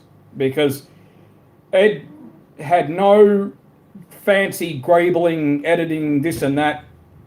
No script. He just got the camera and started filming stuff that he thought was interesting. And I was... Actually, the reason I found Ed was because of, you know, you get bored and you start getting bored. And then you, I was looking for electric motor burnout videos, and one really old video, one of the first ones he ever did, was a compressor burnout video. So, excuse me, that's how I got into doing YouTube, because I thought, look, Ed's amazing, and if I can be half as good as he is, then. But I have focused on car how-to stuff a lot, and I really want to go away from that a little bit because I'm getting a bit bored with doing it. That's why I've been filming the house, which I know isn't as popular, but I'm not going to stop doing cars, don't get me wrong, but there's just so many people doing car videos, and yeah, I absolutely love trucks. You're at 400 subscribers. Congratulations. Glenn's Transport Vlogs. Check out his channel if you haven't already. I have to admit I haven't, but if you guys ever think, if you guys have a channel and you produce content, leave comments on a video of mine telling me that, or whatever, or go to my community tab and comment on that. Because it's not that I can't check out everyone's channels because I've got nearly 3,000 subscribers, and I'd check out everyone's channels and see if they post anything. And look, it doesn't matter if you don't post anything about cars. I'll subscribe to you guys anyway. Yeah, I miss Ed too. He was a really special bloke, and the shame is that we all know that, and it's obvious, but he was in a dark place, and at the end of the day, I guess the takeaway from it is do whatever it takes to be happy. Don't get me wrong, I'm not inferring anything. I'm just saying that, it's just such a waste. I mean, especially a guy that was that clever. He really was, he could just do anything. And the thing about Ed that people don't realise is he could work. I mean, even put it this way. Even TVs, like Ed could tell you what bits of it did. I mean, I had no idea. And he was doing that before the internet really was a thing. ED Video 253. Oh, Ed Video. Sorry, yes. The 253, he couldn't bring himself to blow it up. Your old channel was OG11 Lucky. So yeah, check out OG VS11 OG11 Lucky. Sorry, mate, I'm a little bit clunky with the way I narrate, especially when it's just off the cuff and unplanned. I think I liked watching Ed destroy plasma TVs a lot. Mott's, like that shed. I don't think whoever's living in that house now would have no idea about the thick coating of Mott smoke that's all on the inside of Ed's shed. He burnt out that many microwave transformers. Just a disclaimer, do not play with microwave transformers unless you absolutely know what you're doing, because they're a couple of 1,000 volts at like an amp, and that's lethal. I mean, it's enough to kill anybody. You're not going to walk away from that if you get zapped by it.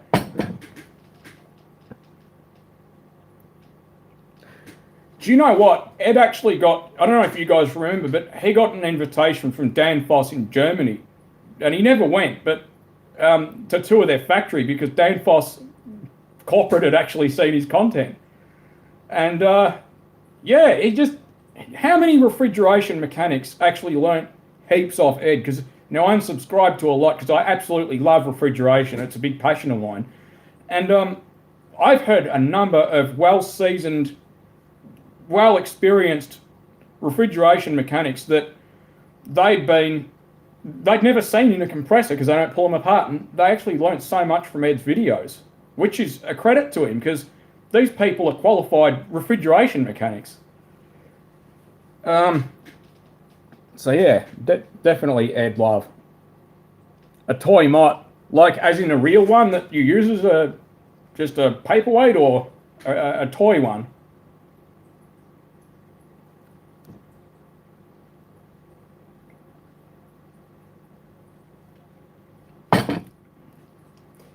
So, how are you planning on popping your lead acid batteries, Larry? With a welder or something?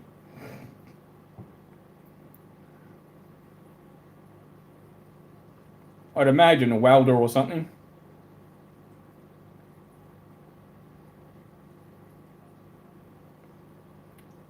Sorry, I'm just waiting for the comments to update on the thing. Oh yeah. Well, at one point we had. This is where I worked at the factory in Hallam. Actually, we we'd had a few ales after work because there were two self-contained bedrooms at this factory, which I shouldn't really be saying this, but anyway, no one's ever going to watch that cares about that.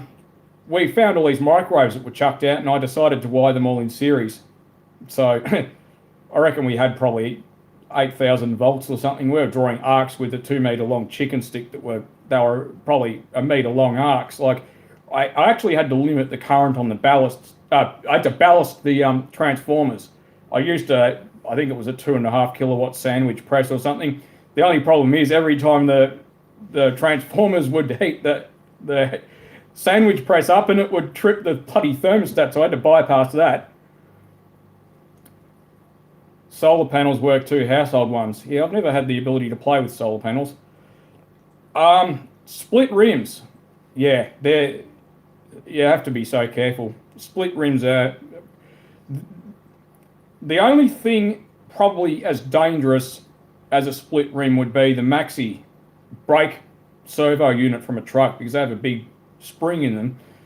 So split rims and the maxis are definitely to be absolutely respected, just the same as you would high voltage.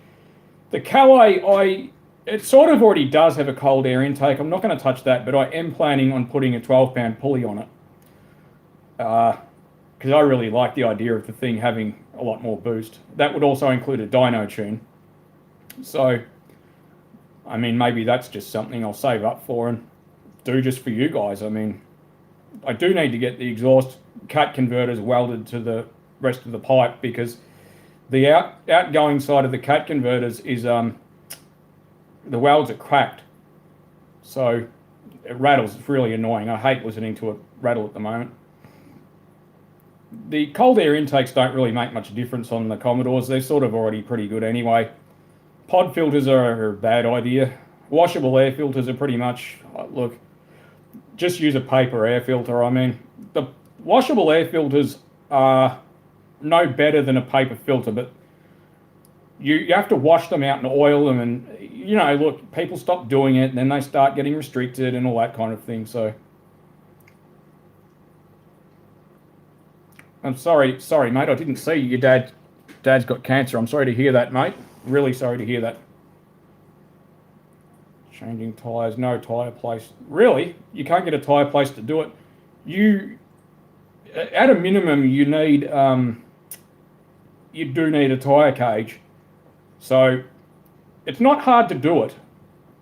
You need like a mash hammer to seat the ring as you're putting air in the tyre. Like, I've got wheels and tyres pass, trade qualification, but I was, it's a long time ago. I wasn't even 18. I'm 35 now. Ryco, yeah, they're not bad. I tend to use Ryco or Purolator or whatever. Usually I get whatever's on special. It's not a Secura brand filter.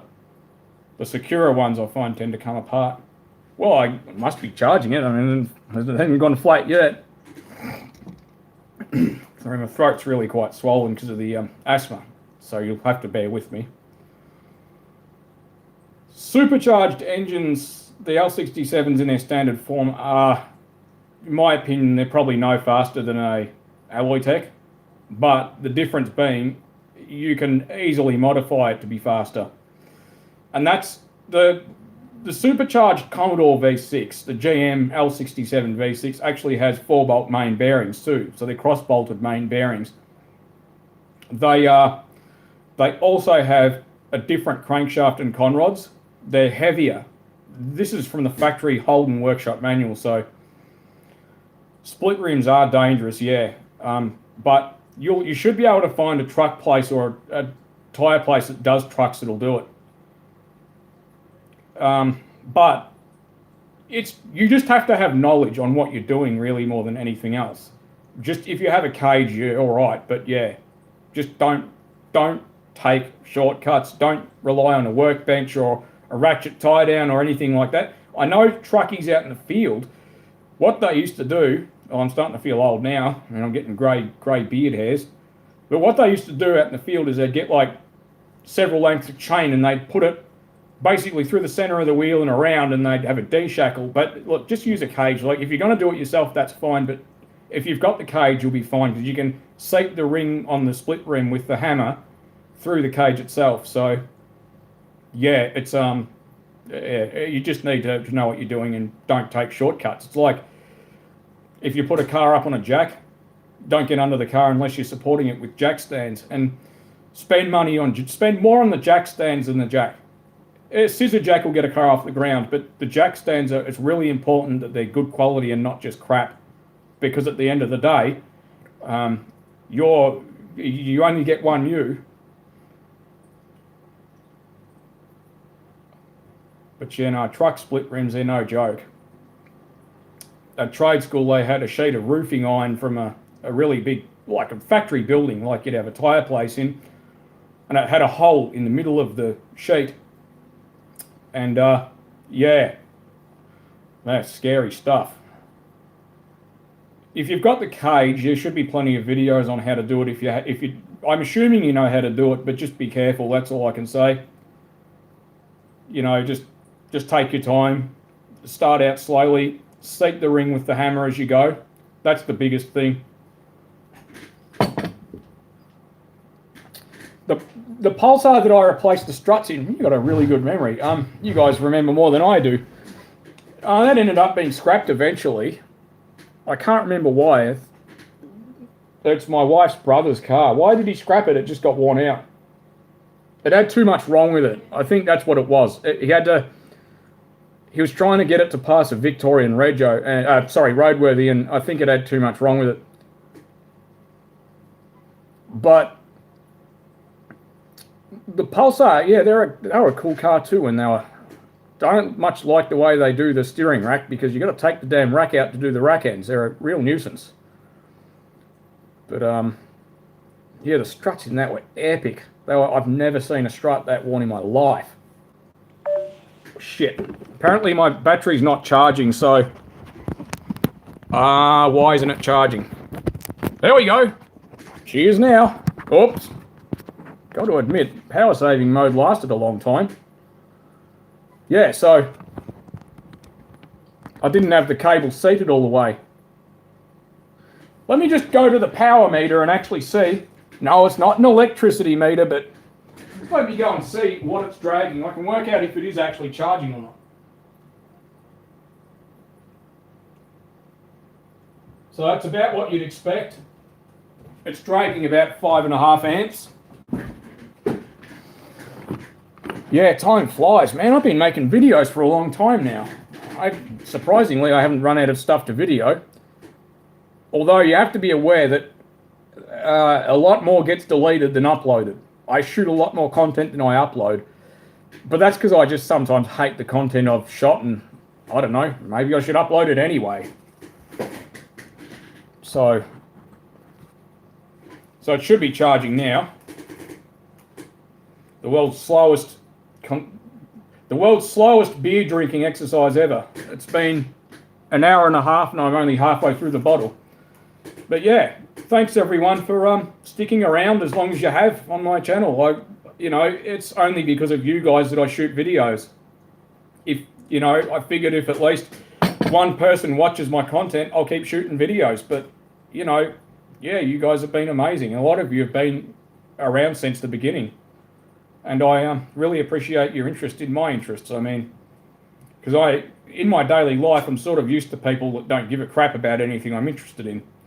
Except for my wife. I married someone that's as bad as I am. Like, at least 2 of the fridges were her doing. Actually, no, 3 of them were. So, the only fridge that was my doing completely was the Lindbergh Foster. So, that's cool. I love being married to someone who's like I am.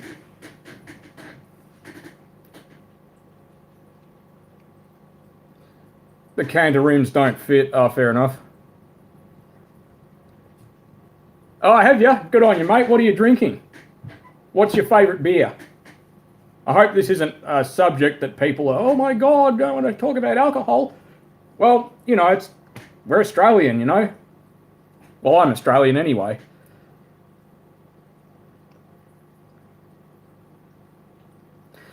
G'day, welcome to my channel. Bear with me and let me know what you think. If you guys have got any suggestions ever, you know, don't be afraid to leave comments. I mean, you know, you're my loyal subscribers and I subscribe to a lot of your channels as well. I mean, but like I said, if in this video, in the comments section, because I know you can't leave comments while it's live, put your channel name in the comments section and I'll go check it out. I mean, people come and read the comments on this video, so honey, Yeah. Faithful Massacre Historic Site, do you know where that is? No. I don't know, it's somewhere in Benalla. Well, I wasn't going to put my house as the bloody location. I suppose they would be a different pattern. All right, Coopers. Yeah, I've never really drank Coopers, to be honest. So, yeah. I'm also really glad to see some of you young guys taking an interest in cars and old machinery and stuff. I mean, it's refreshing because I'm used to, in my daily life, a lot of young guys, you know, that are maybe not quite 18, maybe whatever, maybe they're less than 18. They don't really seem to be interested in anything, and I find that really boring. Coronas, yeah, that was what was in the video about the mouse that caught itself. That was a Corona, I think.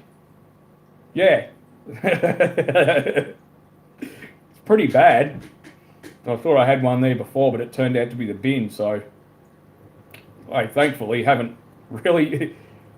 River water. Yeah, I've heard that. Yeah, that's right. Yeah, I think that's on their label, that it's pristine.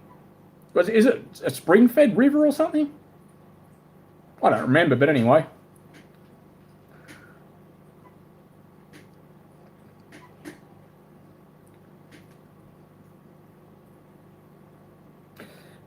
The split rims aren't a problem. I mean, to be honest, the split rims are not a problem. It's just,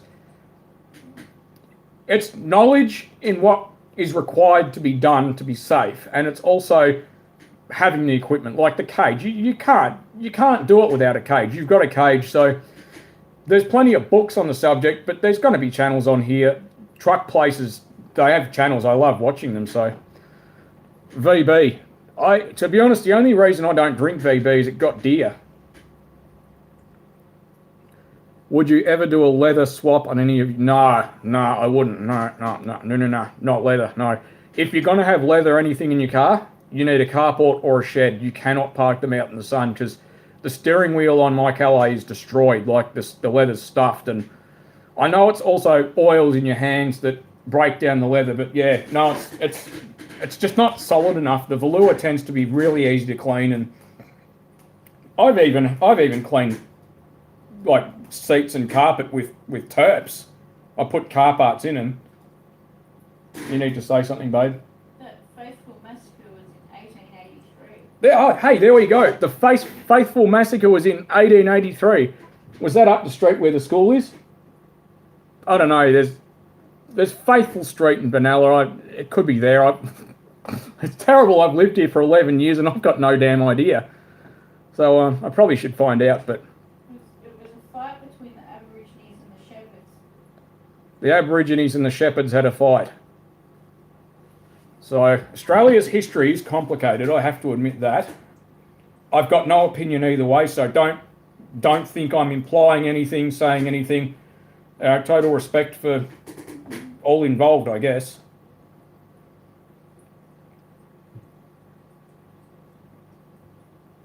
So yeah, sorry, I've sort of lost my train of thought. That's my fault. No, it's not your fault. I just wondered what it was about. Yeah, well, there's probably a plaque somewhere in town. I just have no idea at all, to be honest. It Happened near the Broken River. Well, that's not really a surprise. Apparently I'm getting messages, which is a bit annoying. Volvo FL6. Is that a smaller prime mover? Oh, you hate the Volvo. All right. The Volvo trucks I've never been a massive fan of, but they're really popular in the UK and the rest of Europe, so maybe I'm just an idiot and wrong. I haven't got an opinion really. I've never worked on enough Volvos, but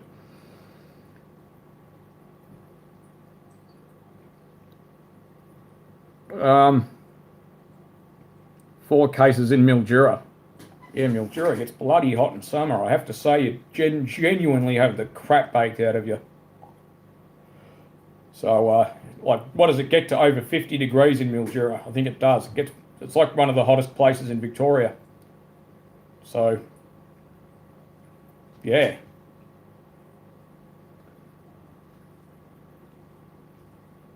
Six before fridge truck.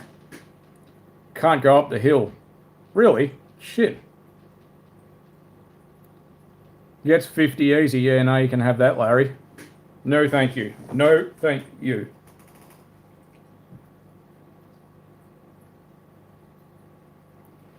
Yeah, a lot of people like putting stockies on them, but I wouldn't do that for the simple reason that the police are always going to think I'm doing burnouts because it's a Commodore and it's 20 years old. So I've been pulled up more than my fair share just because.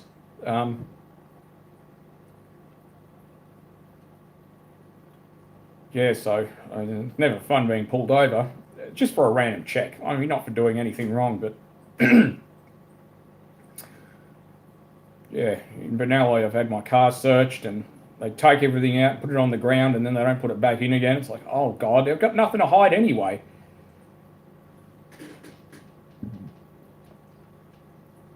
Yeah, like I said, I don't know a lot about Volvo trucks. I've never been a big fan of their cars either, to be honest. I mean, they have weird engines, like in their cars. They have like a 5-cylinder and all that. Fine, I know you can do it, but yeah, the FL6, I haven't worked on one. I've worked on an FM9 and an FH12, but that's the only experience I've had with Volvo trucks. Other than that, we weren't repairing them, we were just doing a service. So, the only European cars I have any real experience with are Peugeots, and I actually grew up with 1970s Peugeots, the 504s.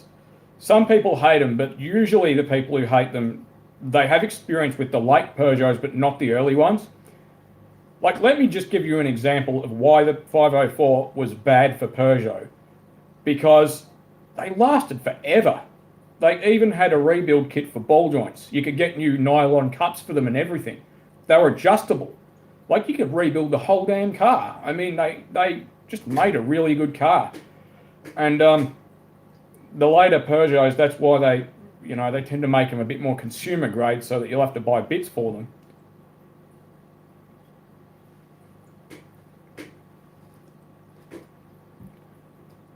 Trucks are certainly cool, that's for sure.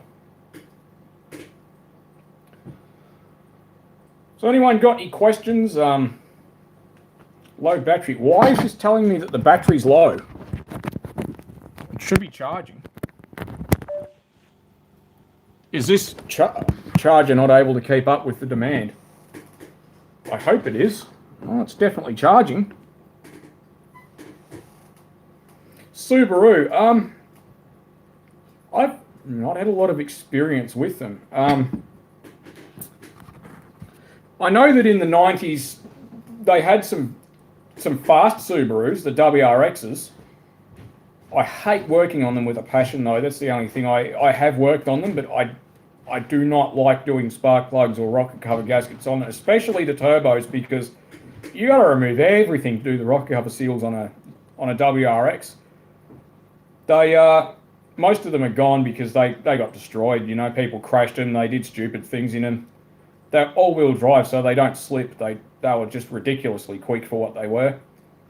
So, yeah. Nothing personal. I wouldn't mind owning one. I just wouldn't fix it. I'd have to pay someone. So you need like several extensions and a couple of universal joints just to do spark plugs in them. So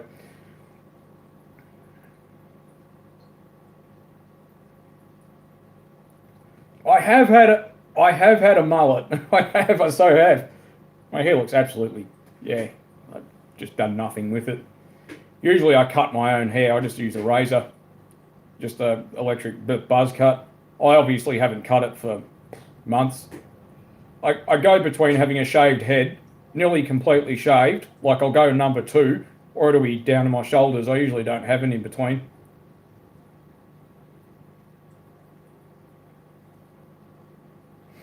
V71 would have plenty of power anyway because they're quite a big engine. Delivering veggies, nice.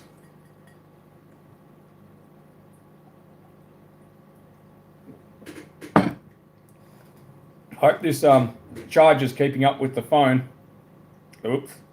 The battery was actually only on like 60-something% before I started. Oh, so you got a double license. That's nice. Awesome. That's the way. Yeah, real respect for truckies, because I'll tell you what, there's a lot to be in charge of. You know, it's a hell of a lot of truck to drive around.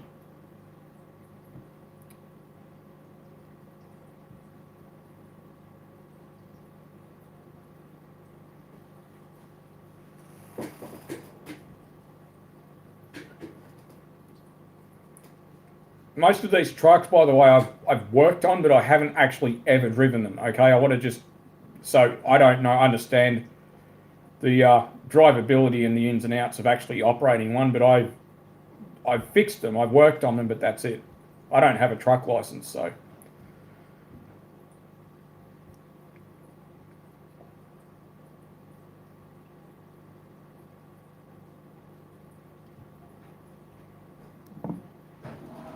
Sorry, I'm a bit, I have to head off soon, I reckon. I'm getting up to nearly 2 hours. But I've enjoyed it so far. I keep thinking maybe at some point I should do like a Google Hangout like the old days. But, yeah, everything's different now, I guess. It's kind of hard now that Ed's not around anymore because, I don't know, he was kind of the glue with these live streams, you know, the ones where you'd have several people.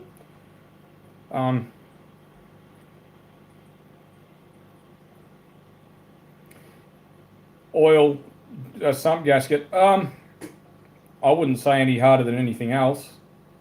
You should be able to do it without taking the engine out of the car. I believe you should be able to basically undo the engine mounts and then get the crane and lift it up. If someone gave you a free older HSV like a VRVS VT era, would you take it? If it was a VRVS Senator, absolutely, any day of the week. But I really, really, really doubt that anyone's going to give me a HSV. And those cars in good nick, they're commanding $20,000 plus. So, you know, what we're going to start to see is the older Commodores and Falcons are going to seriously skyrocket.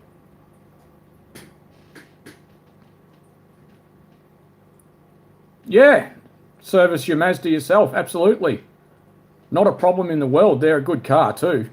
They're fantastic, the Mazda 3s.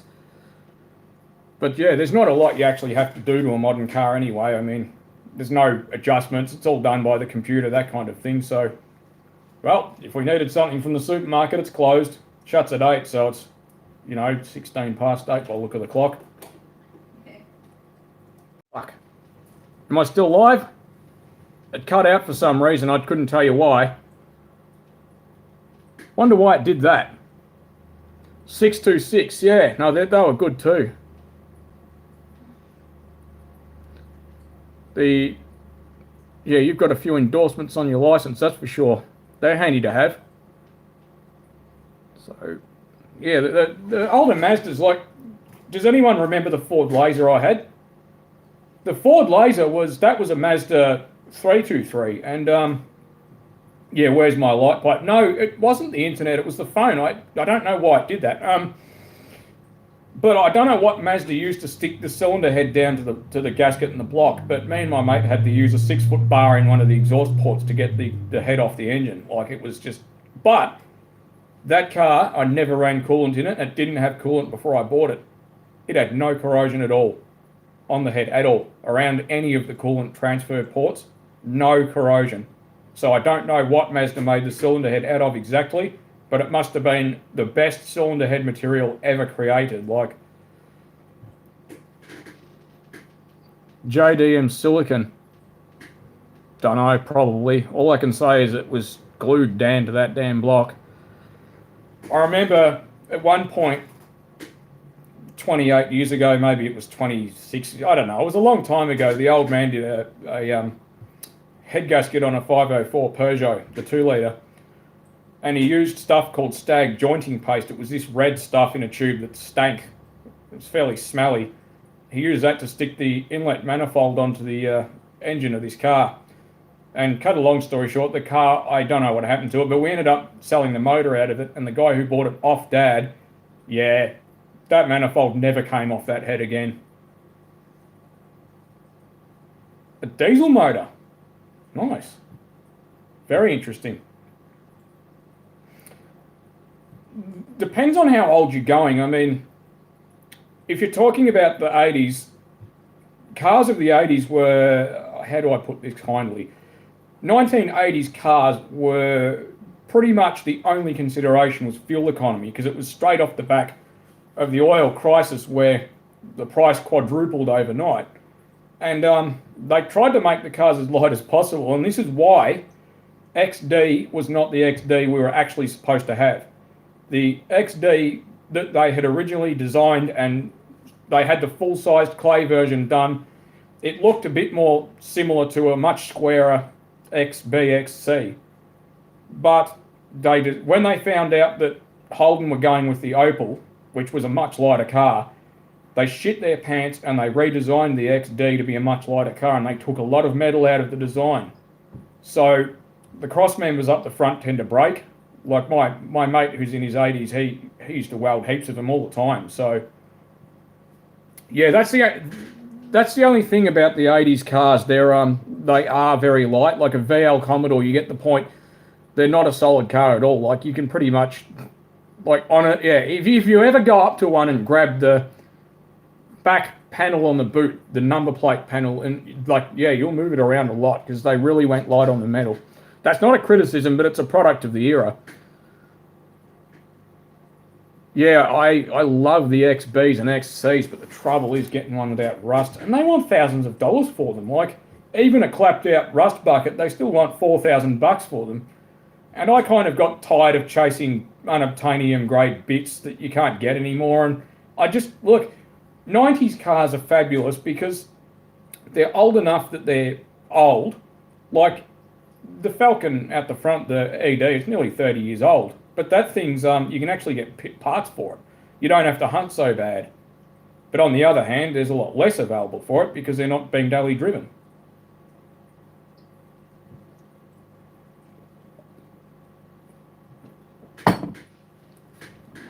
XRACV work. Oh, nice. That's the way.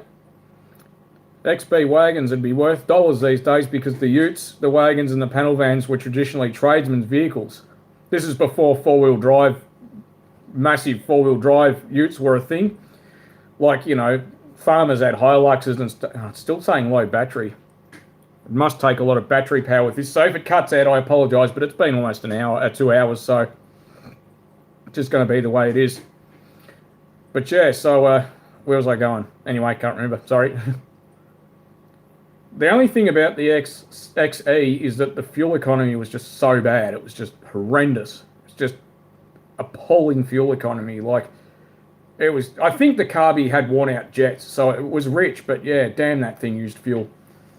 Yeah, you'd even at $1 a litre, we were crying about it. Throw the old battery in the ocean. It's safe and legal. I can't, it's in my phone and it's a S7. XD RACV wagon. Nice. They sold a lot of XD Falcons. They were one of the most popular Falcons ever made. They were the first Falcon to have a plastic fuel tank, which was miraculous because they were a safety device. They threw a plastic Falcon fuel tank from an XD off like a 10-story building. It was full of water. They threw a metal fuel tank off and the plastic one bounced and the metal one splattered. Um,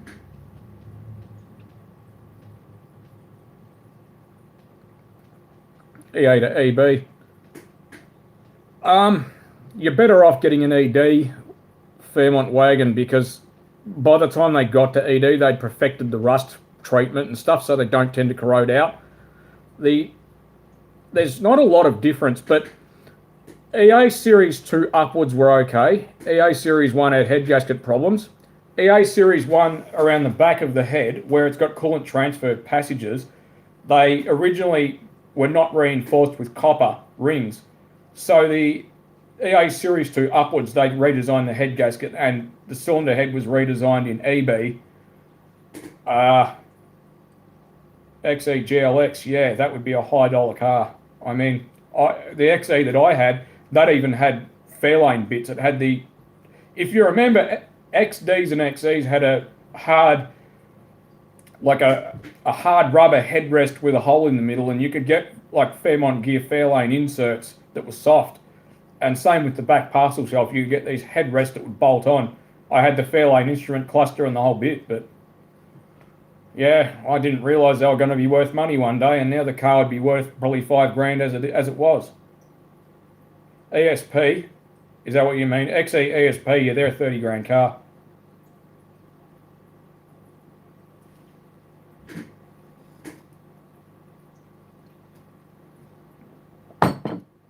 XE ESP was basically, it was a way of packaging a car to be a Falcon GT, but without actually being a GT. The reason why was because in the late 1970s, the oil price went ridiculous. It quadrupled overnight. And so having a GT with a V8 was seen as being not the done thing, socially unacceptable. So what they did, in XC they had Falcon GLX with some optional handling package, and that was basically, it was a GT but without the badge. It killed the value, like they never went for as much money as a real GT. But XB S-Pack panel van, yeah, XD, sorry, I've got astigmatism, I can't actually see the writing that clearly. Yeah, the only thing about X, A, B, and C is they don't XD, E, and F, that's what I'm trying to say. XD, E, and F, they don't really handle very well because the chassis is just so floppy. VB to VH. VB to VH have your choice of engines that are a bit meh. You've got a Aljetronic injected black 202. You've got a blue 202 with a carby, which would be my pick out of the sixes. The V8s are okay. They're not bad. It depends what you want out of a car. They're not really a cruiser. What are they?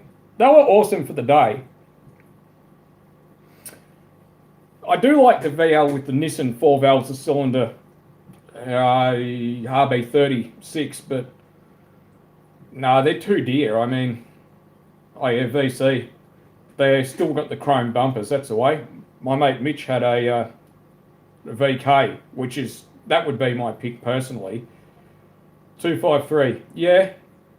The 253 has to be modified though, because they're so slow when they're stock. But if you just want the sound of a V8, their fuel economy is crap. But if you don't care about the economy, and let's be honest, you're not going to daily drive a VB anyway, or whatever, because there's not enough left. I mean, it's not like when I was a P-plater and stuff, like we could walk around the streets and there'd be one in someone's driveway with a sign with, $400 on it. I mean, if we knew what the car was going to be worth now, we'd have bought 10 of them. But, yeah. They went stupid in value. 85 VK Calais with a V8. Yeah, well, that would be worth high dollars now, but again, we had no idea. Do you know how many cars we scrapped? Like Falcons and Commodores and Kingswoods. I mean, they were good cars. Like I had a HZ ex-Tassie cop car with all the paperwork. It was roadworthy. It was in really, really good condition, and that thing sold for $350. VK and a VP 3.8. The VPs were awesome. They were cool. The VK, yeah, I love the VKs. They are a great looking car, especially with the body kits. They just look fantastic with them.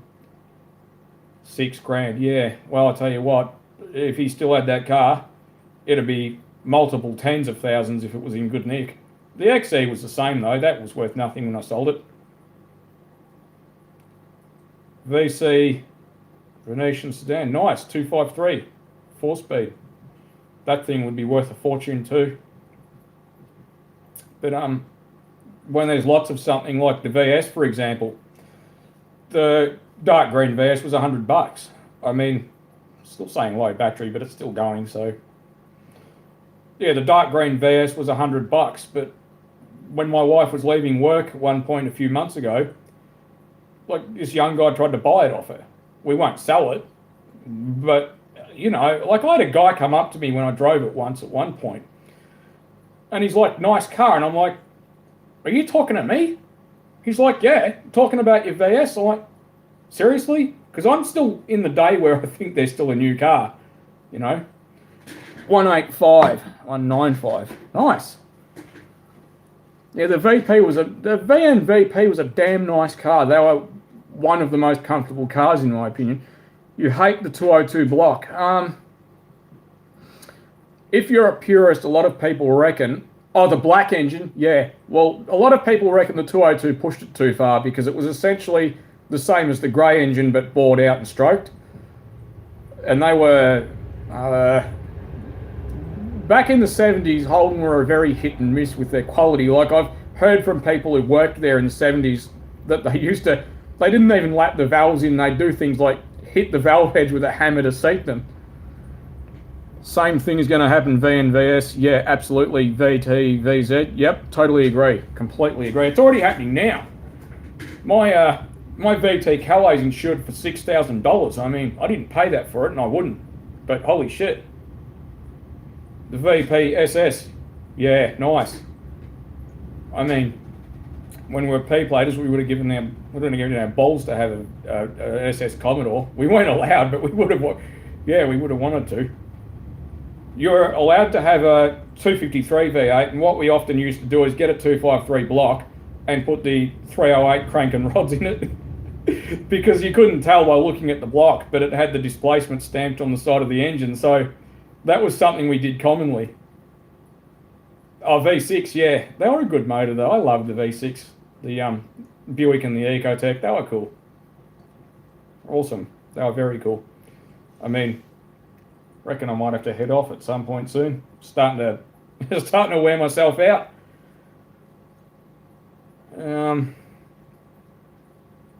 Rare as hen's teeth. Yeah, you're not kidding. Yeah, actually, I've heard of those. Sorry, yeah, I'm with you now. Were they like a HSV +6, but not? The +6s were actually quite fast for what they were. They were a tuned up V6. Sorry, I'm not really up with the models of cars, and oh, come on, no, they don't. They don't go bang.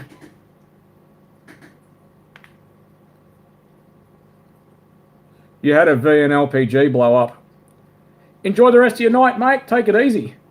Now, I want to touch on a subject. LPG. I actually had, this is the X-Taxi, the one I was talking about, I don't know, 2 hours ago or something. That had a factory Tickford gas system, and I put a brand new converter on it. No, I had one put on it because I'd never touched gas and I didn't want to start playing with it. Anyway, it came time to sell the car. So me and my mate, Wicked GQ Patrol on YouTube, aka Matt, we were trying to start this car and it wouldn't start, this son of a bitch. So it had a mixing ring and we pulled the elbow off the air cleaner pipe and turned it around so it was pointing upwards. And I had a spray bottle full of petrol, spray it in there, crank it, oh yeah. Cut a long story short, it injected liquid propane into the throttle body, which on the bottom of the throttle body is one of the PCV hoses that goes not to the PCV valve, but straight into the rocker cover, straight into the crankcase. Let me tell you, the largest explosion accidental explosion I've ever experienced in my life. That's what happened when it backfired through the intake manifold, because now I've got photos, or I had photos at some point, where that rocker cover blew up into bits. And remember, it's like nearly 10 mil thick aluminium alloy. And that's a big Falcon rocker cover. Like, it blew the front, this much of the rocker cover. It blew it like, I reckon, 25 meters from the car. Like, it was a 30-meter high fireball. Like, he's not here to ask, obviously, but... So, yeah, I tell you what, damn, that was a massive explosion. Huge explosion. The irony was that the sump of this ex-taxi had been punched up, and when it exploded, it punched the sump back out again, and the oil pressure from startup was better. VN +6, nice. They were awesome, those cars. Yeah, nah. Unplanned explosions, like the time I was at my 80-year-old mate's place. This is going back about, I don't know, it's a long time ago. It could be 15 years ago, whatever. We had caravan fridges. They're an absorption cycle fridge. We didn't know shit about that, and he said it was out of gas. So, oh, yeah, I'll have to look for the pics. Actually, they may well be in a... there's a video on this channel called, I think, Random Pictures, and I believe there's photos of it there. But my mate has copies of it. He still will, so I'll see if I can get copies of the photo. But, what was I saying again? Sorry, I lost my train of thought. Oh, the caravan fridge. Yes. So anyway, we didn't know what the hell was in a caravan fridge. We weren't even curious, I was stone cold sober. It's a very important point. So we had this huge fire, because this is the country and that's how you get rid of stuff. We had like all these tyres in this fire, and I put a caravan fridge in. We put two in. The first one made a hiss, and oh yeah, that's what we expected. But cut a long story short, we had tyres and stuff stacked around the perimeter of this fridge, and they have a receiver on the back, or I don't know what it is. Backstory, what these fridges have in them is NH3 ammonia refrigerant, or anhydrous ammonia, ethylene glycol and water, and hydrogen. And let me tell you, the explosion that caravan fridge made was absolutely ridiculous. People all over Euroa could hear it. Oh, it's my favourite story, actually. VYSS Series 2.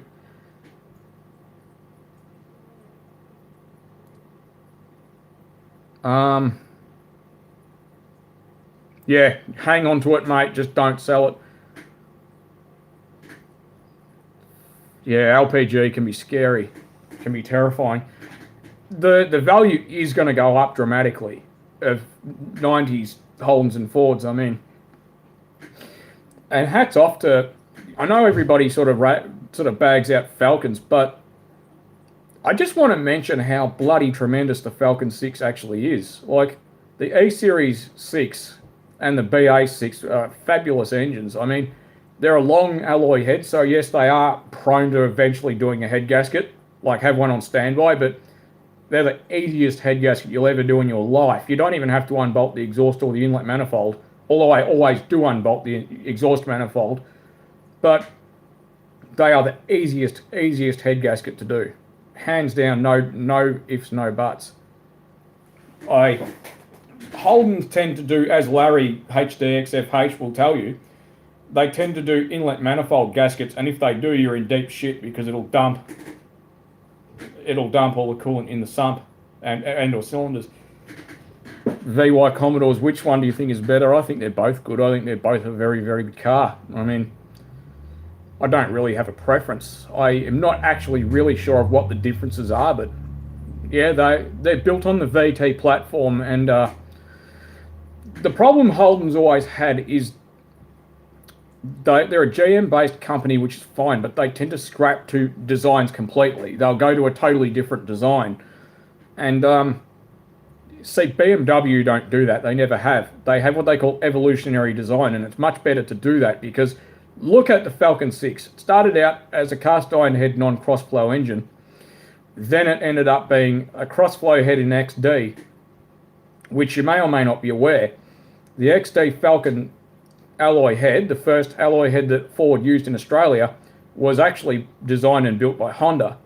So Ford commissioned Honda and dropped off the Falcon 6 motor with no head, and that was the result. Honda designed the head and made it. So, yeah, and the rest is history, obviously. But then they went to E-Series and they made it better, but still basically the same sort of designed engine. Then they went to the BA, the Barra motor as it's called, and they improved on it even more. I mean, they're easy to work on, they're reliable as frig. Taxis proved that.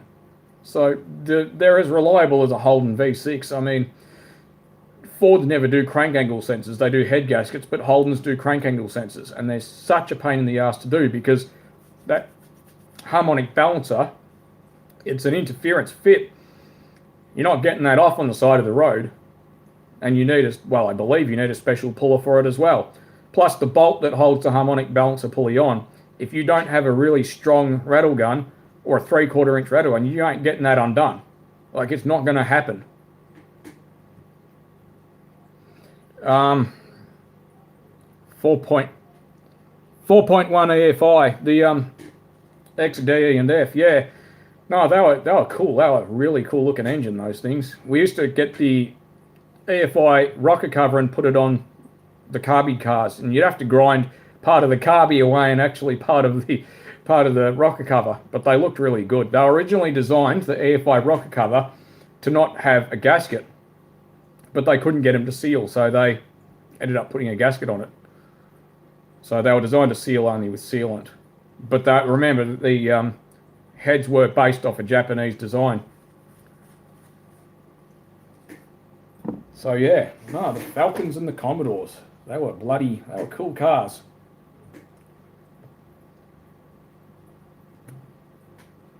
Well, that beer only took like almost 2 hours and 15 minutes to drink.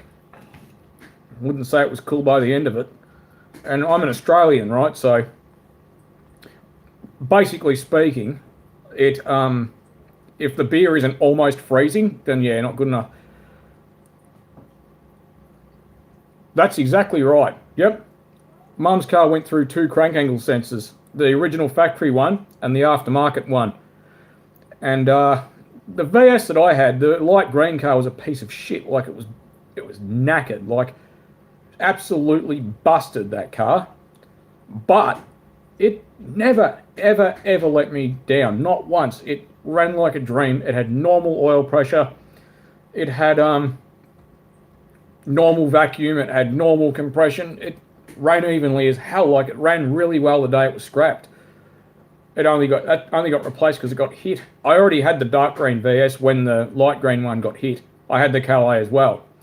The dark green VS was actually bought because I bought it for parts. It was sight unseen. I knew nothing about it. I mean, the dark green VS was bought with failed head gasket, and the mechanic. But this is. Don't trust anyone. Get a second opinion. Always. He diagnosed it by bubbles in the radiator. His radiator was Swiss cheese. Yeah, I had to have a 2-litre Coke bottle with the arse cut out of it sitting in the radiator full of water to even idle the thing, because the radiator pissed out the water that quickly. So it's had all the cooling system components replaced. Everything's been replaced.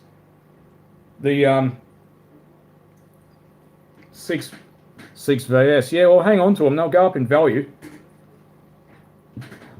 Excuse me.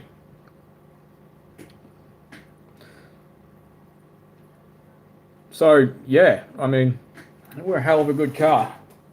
I don't really think we had too many bad options in Australia. For cars, we had the best of everything, basically.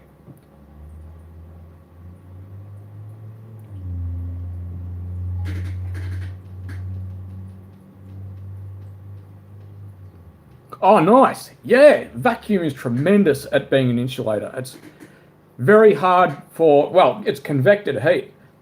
Ave did I think his name is Chris, but if you'll be subscribed to Ave, no doubt, but he did a test where he had one of those stainless steel vacuum sealed cups, and He heated up the outside with an oxy torch and got a thermometer and proved that it's basically, yeah, it just doesn't transfer heat. 125,000 Ks, it's barely run in. Barely run in. We're in Commodore land where you could keep them for 30 years. They were designed to be kept a lifetime, really.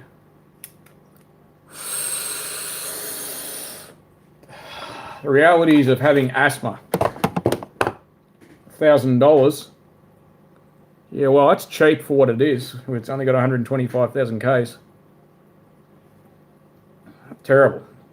Damn, asthma's just real bad this season. So what else is everyone up to? What else is everyone doing? Reckon I might go to the fridge and get another beer. Don't forget, got to have your meat fork for opening the beer.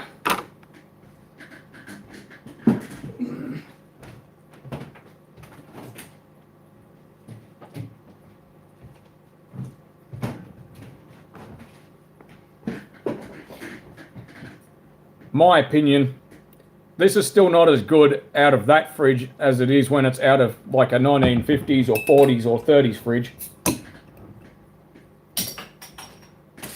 Don't worry, the lids are actually safe because I use them for ant rids. So build a V6 Turbo VP. A lot of what they do, they often use a L67 and ditch the heads and the supercharger, and that's how they build the turbo V6 Commodore engines. And the reason why they do that is simply because the bottom end on an L67 is a lot stronger. A lot of guys go, oh yeah, but you can top swap an Ecotech and put a supercharger on it. Yeah, if you're running 6 pounds of boost you can, but go run like, 12 or more pounds or 20 pounds of boost and you'll find out the hard way. They're cross-bolted main bearing caps. So if you don't know what cross-bolted means, they've got the normal bolts holding the mains in, but they also have bolts from the sides, and they're a lot stronger than a standard bearing cap. There's another reason why VSs were faster than VT Ecotechs. And the reason why is simply because the injectors in a VT are not the same fuel injectors they use in a VS. So if you download the Bosch Master Catalog, which I've done because I'm a bit of a nerd when it comes to that sort of stuff, what they did was they wanted better fuel economy for the engine without actually redesigning it. So what they did was they used injectors that flow a lot less fuel. So you get, well, the control over the fuel is, if you pound it, you're not getting as much. You're not getting as much fuel in it, basically. Yeah, everything's shutting down. I mean, I'll get that spa finished and won't bother us. I mean, I'm waiting for, I want to get into making cocktails, so I've rebuilt one of these. So if you've never seen one, it's a soda siphon. Basically, soda bulbs go in here. This one's got all seals in it that I've replaced. It's even got the rubber condom thing for the bottom of it, so yeah. I have to admit the dip tube seal is a bit average, but there you go. This is nothing about cars. So the seal here is a bit average, but these things you can actually buy brand new. The whole dip tube, you can even get a glass one if you want to. Import them from the UK. So the shutdowns in Victoria include if you want to get meat, like just something as simple as meat. The butcher, you can't even go in there anymore. You've actually got to go and you got to get them home delivered. So kind of crazy. It's kind of ridiculous in a way, but this virus is serious. So it's no joke. So anyone bored to tears yet? Kind of surprised there's still got people watching, to be honest. I mean, front caster rod bushes. So just, I know this pisses people off. I'm an Australian, so when I say bushes, I don't mean B-U-S-H-E-S, I mean B-U-S-H''S. I shorten everything. So, even if your name's only Joe, someone's going to find a way to make it shorter in Australia, basically. It's just the way we are. We're pretty laid back. So But yes, front caster rod bushes are the biggest problem for the VT. The standard ones, they don't last, and I only got ones just for it to pass a roadworthy. And basically, I'm going to get polyurethane caster rod bushes. They're Olefane brand, and they're bloody tremendous. I believe I've been told by my mechanic mate, who he had a VX with a supercharged V6, and he had a lot more boost, and he had multi-point gas injection, and that thing did it fly. Damn, that thing was quick. It'd leave a WRX for dead any day of the week, let me tell you that much. They can be made to be ridiculously fast. They detuned them because they were faster than the V8s they had at the time, and they didn't want that, so you can't have a V6 that's as fast as, faster than the 308 V8, or 5 litre I should say, sorry, or the as fast as the LS1, so that's the problem they had. I'm glad you're not bored. I'm glad I've still got people watching. These streams tend to go longer than you'd expect. It's not even 9 o'clock yet, so yeah, that's the way. Go to your cousin's farm and get meat. Fresh meat. I'm no vegan, but I'm a country Victorian, and a matter of fact, I've been to plenty of farms, so the animals are treated extremely well.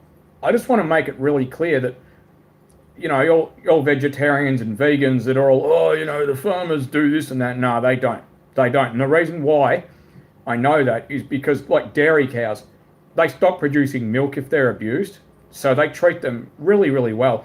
And I suggest, if you're curious about it, check out the Hoof GP. This is a guy in Scotland who looks after cows' feet, basically. And like he said, a lot of farmers, their cattle are their pride and joy. They take a lot of pride in them. So, yeah, don't believe everything you hear. Oh, nice. Even better. I have a lot of respect for butchers. Fresh meat is the best thing in the world. There's nothing better.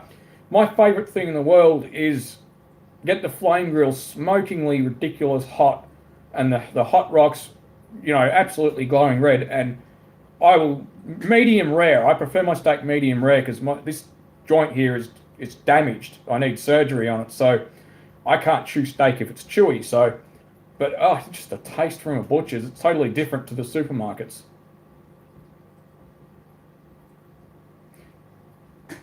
Born in Victoria. Nice.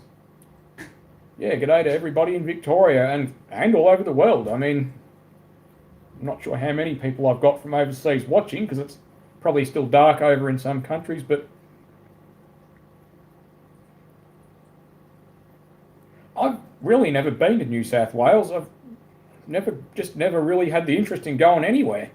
Never left the country, barely even left the state. Don't have the money anyway. I couldn't go to Bali if I had to, because I've got no money. South Aussie, yeah. Apparently Adelaide's a bit like a very large country town, so I would love to go there. It sounds really cool. I'm still trying to bust my asthma. You guys will have to bear with me. So, not really asthma medication, but now we're onto the bloody aspirin. This is the reality. My throat gets swollen, so I need an anti-inflammatory. Dandenong. Yeah, I worked in Hallam for, about 10 years ago. Yeah, I born and bred in Knox, and then Ferntree Gully. Then we moved up to the country.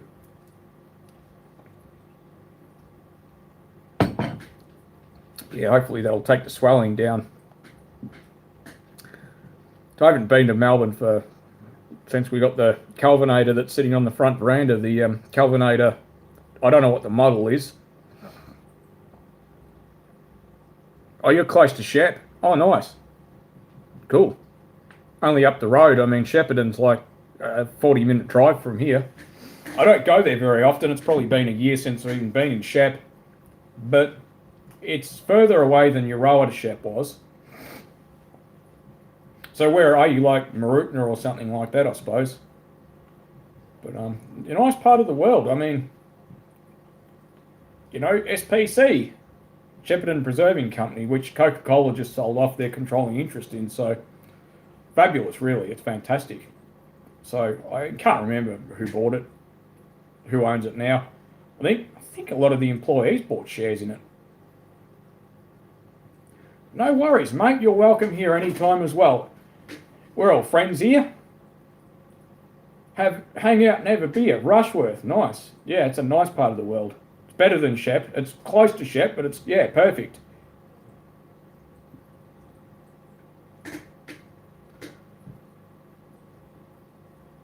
One day I'll get a decent microphone and a webcam that's HD. It's kind of shit streaming with the phone, but I know the quality's not bad on the phone. It's actually pretty good. The computer's still limping along. I mean, it's just so bloody old. It's at the stage where there's no point in upgrading it anymore because it's pretty well hit the limit. Computer is about 9 or 10 years old. Nice. I'd love to live on acreage. Absolutely was my dream, but I just can't. At the moment, I'm just Daihatsus.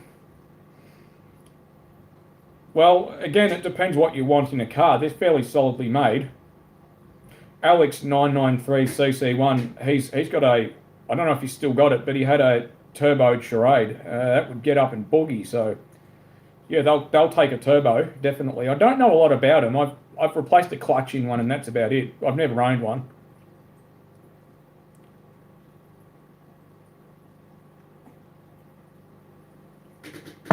Yeah, sorry about the beer, but there's nothing better than a beer with a sore throat. Been coughing all day long, which has meant people have been crapping their pants because every time I cough, they think I've got leprosy or something, you know. It's pretty crazy. Wow, 500 acres, awesome.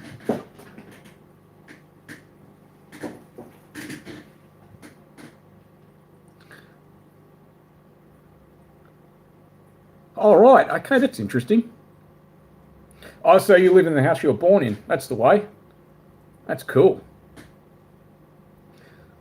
The week that explained how rubbish laptop webcam lenses are compared to smartphone lenses. The smartphone lenses, I might be wrong in saying this, but I believe they're actually glass. Plastic can have some bloody amazing optical properties, but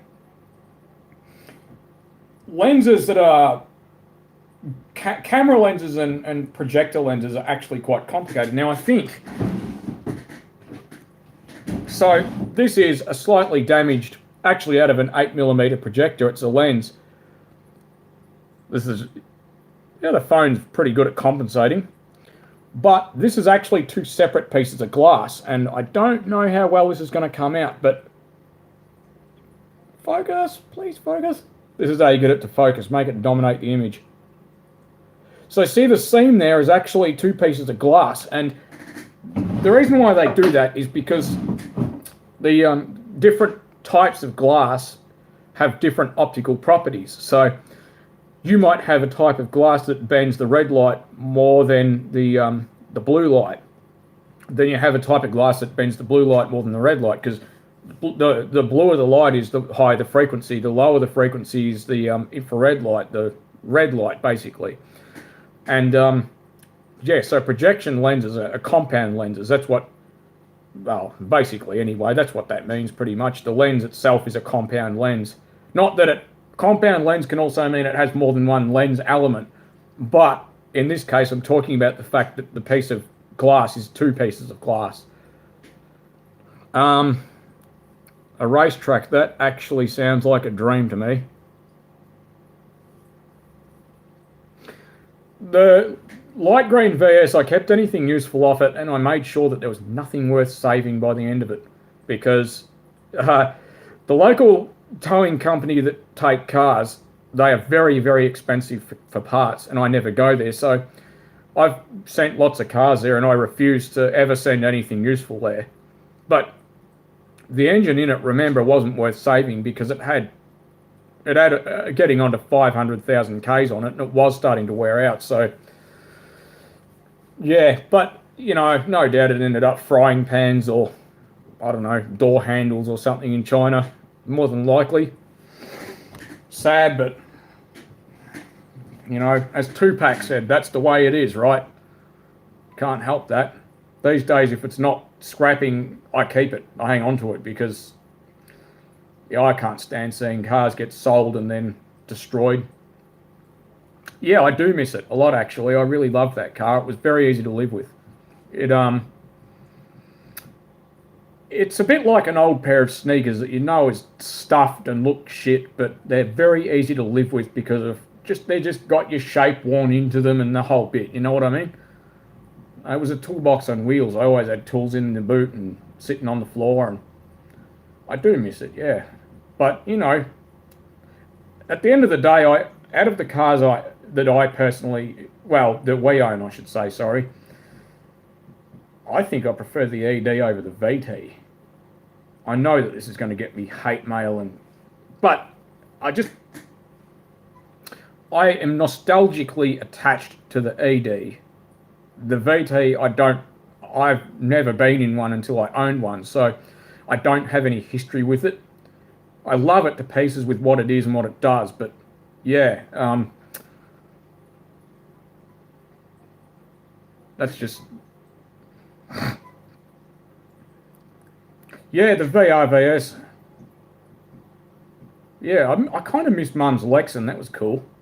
The VR Lexan, that was cool. But that's just the way it is, you know. You can't have everything, can you, right? So you got to move things on. As it is, I've still got sitting out the side there, I've still got the smashed ED Falcon. I haven't done anything with it. It's still sitting there as a complete car. So I've got to buy a spot weld cutter and take it apart. I'm going to keep initially a lot of the panels off it, so yeah, I can't leave it sit there. It was a shame when that car got smashed. It's got 160,000 Ks on it. Yeah, it did sound good, yeah.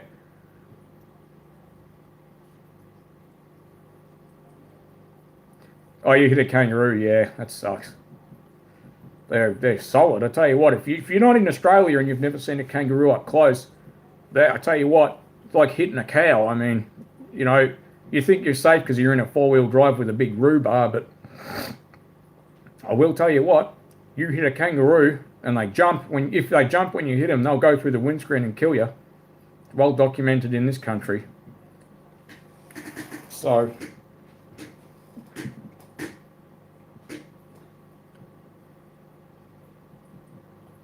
what else?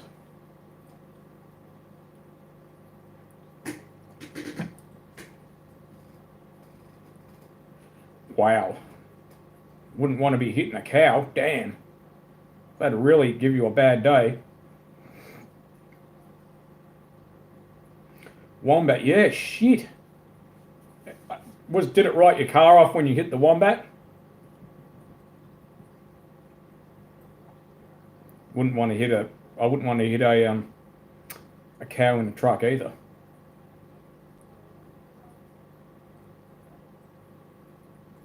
Yeah, those wombats, I tell you what, they're big.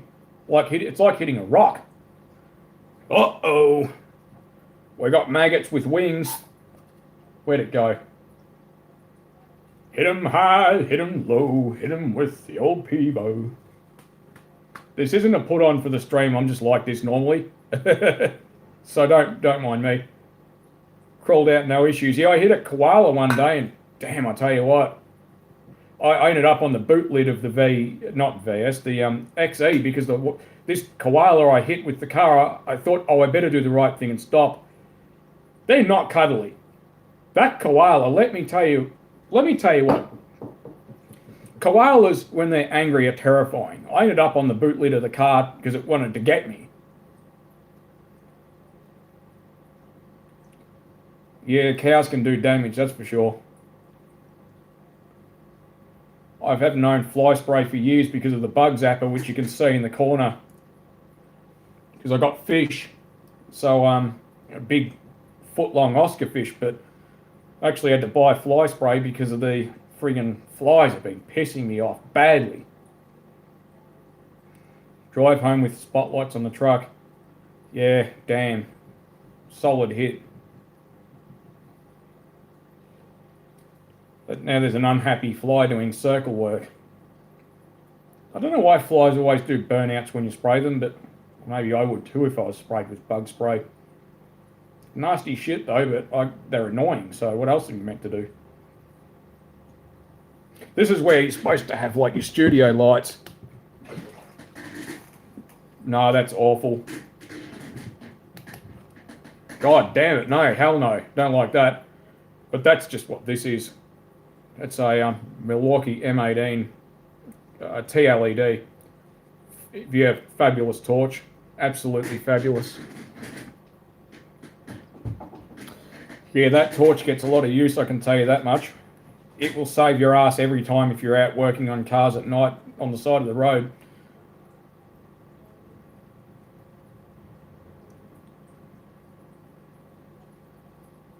Yes, I do. I do watch Street Machine videos. Motoring Box channel for nice examples of 90s Aussie cars.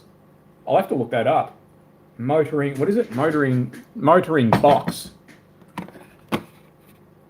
Let's quickly go there. Motoring Box.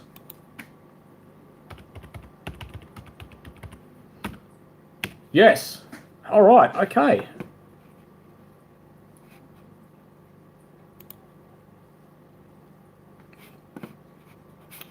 Subscribed.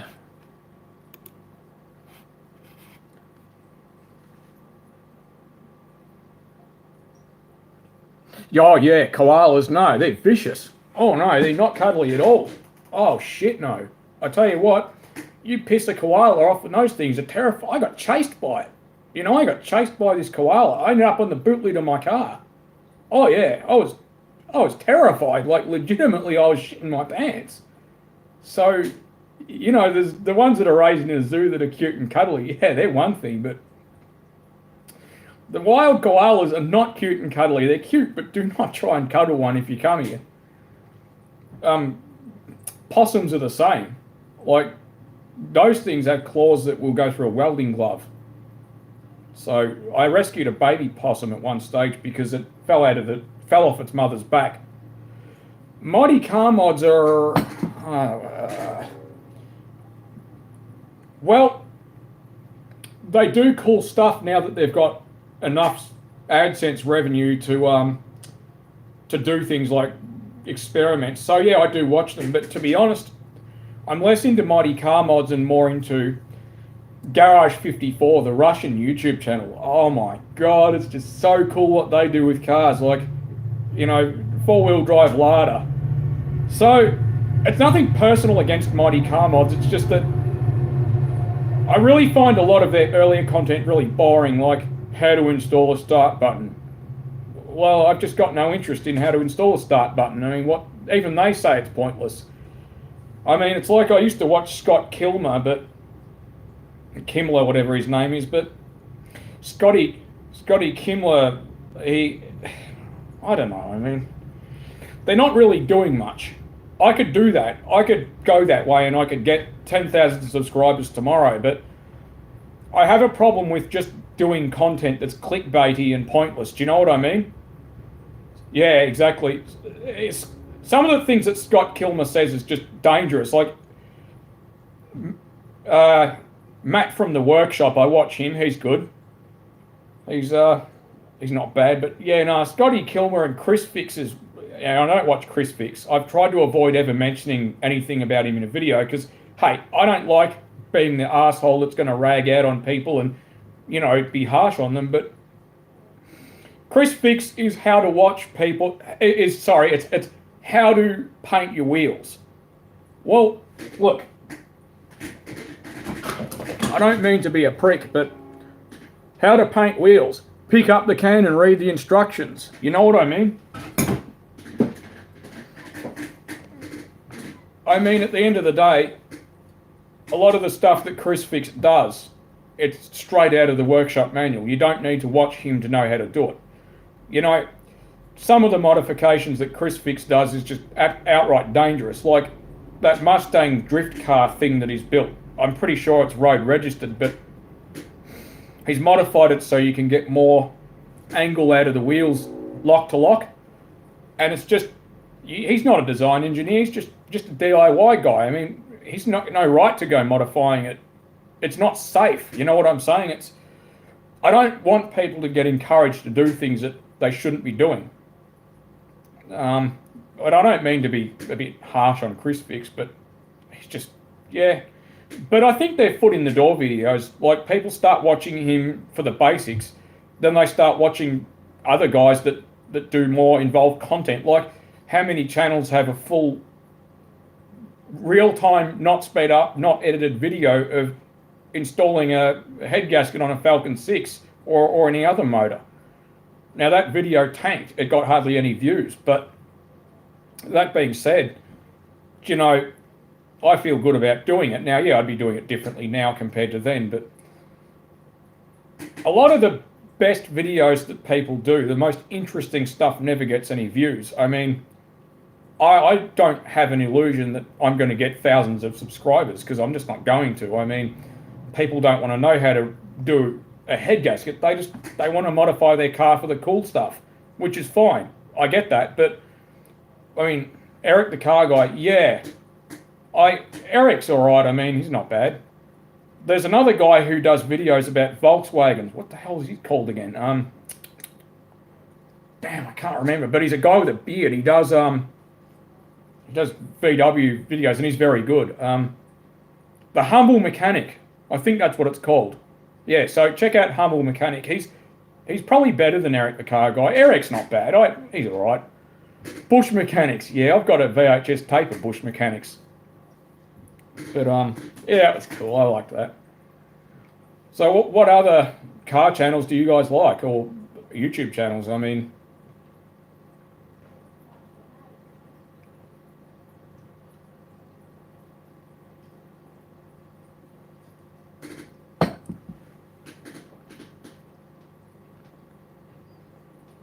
yes. Do I still have it? Yes, I do. Yes.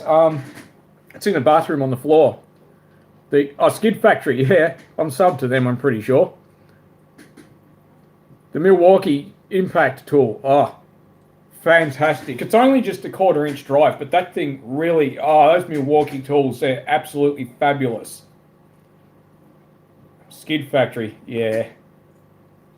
Although I live in Benalla, so we kind of already have Skid Factory in the town. You know, you just have to stand out in the main street at night for long enough on Saturday and Friday, and you kind of get the Skid Factory in town. So, but yeah. The torch that you're talking about actually came from Reese as a skin without the battery.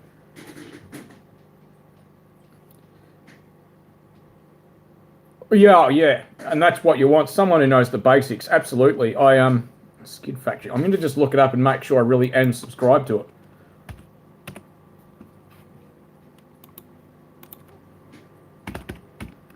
Yeah, it comes straight up. I don't even have to type in anything more than skid. No, I'm not subbed to it. I thought I was. YouTube has a habit of, okay, they do casting and everything. Nice. YouTube has a habit of dropping subscriptions because it really annoys me, actually, but I think the computer just makes mistakes. Car throttle.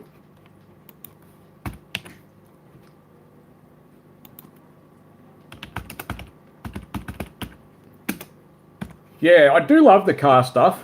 I'm already subscribed to that. There's also one where they dyno test engines and stuff. V8s, what are they called? Motor Trend Channel. Motor Trend Channel. Anyone watch that? I'll just look it up and make sure I got the name right because it's worthwhile watching.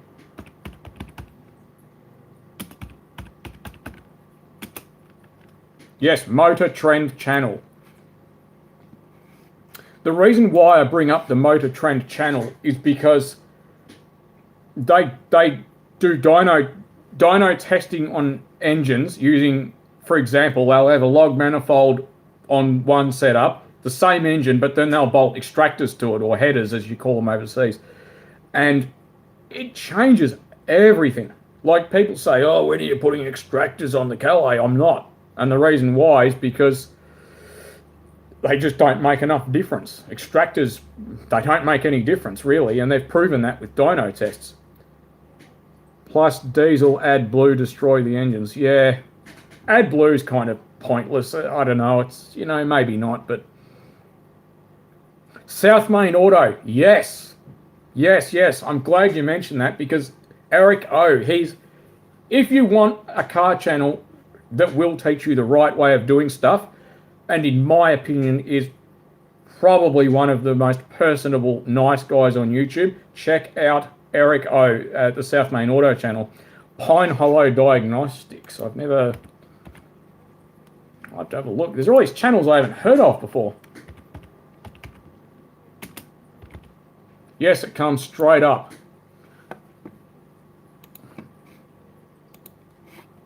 I don't just watch car channels. I like Google the Drain Addict. I love watching that. It's just awesome. I have so many interests, but you'd be forgiven for thinking I'm only into cars, but I'm not. I have a big interest in infrastructure, electricity, plumbing, whatever, all of that. I love all of it. I mean, I've got a wall of electricity meters over there. You know, it's just crazy. I've got like more than one street light. I've got a water meter in the shed. I don't know why. It was $75, but I bought it. So, yeah, that's cool. I want to do more of these live streams, by the way, and yeah, it's fantastic. I love interacting with you guys. I never really got the full value of the interaction, but it's great. Bees for Build does some pretty crazy stuff. Custom built Lambo Hurricane for basically a shell, minus the front and rear frames. Yeah, there's some. Does anyone watch Garage 54? The Russian channel where they do weird things to cars? Yes, it came up. Bees for Build. It's fantastic.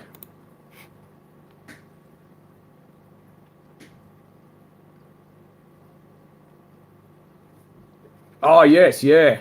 I love the truck ones where they restore trucks. They're just fabulous. I'll just copy and paste it into the browser because lazy. YouTube. Here we go. I know this is going to sound crazy. Why the hell is this loading it up in... What the hell? Why am I getting this showing up like this? Getting a really weird screen for YouTube. Right. Can't say I've seen that load before. Here we go. Subscribed. YouTube does some weird stuff.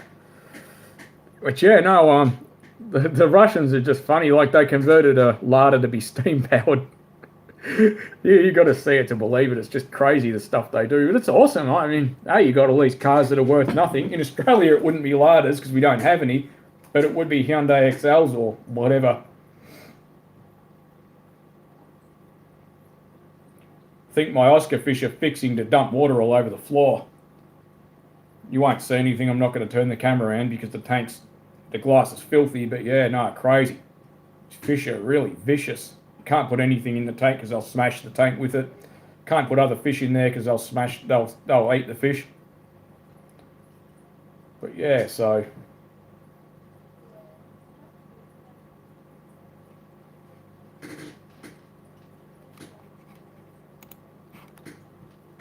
ground wire on the body.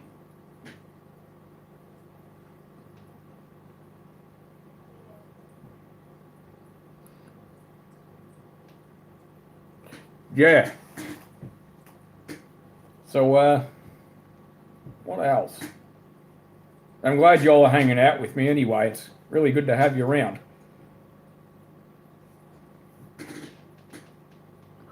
Oh, I see what you mean on the groundwater pump. Yeah. Oh, that's cool. AU Fairmont Series 1. Would I own one? Yeah. They were good cars. I mean, the AU were a fabulous car. The AU Falcon were actually a very, very good car. They were just, people didn't like the look of them. I think Ford would get away with it now, but not back then, because remember, they went from ELEF Falcon, which were really quite conservative, to the out there AU. Nowadays, people have seen so many out there cars that it wouldn't be a big deal.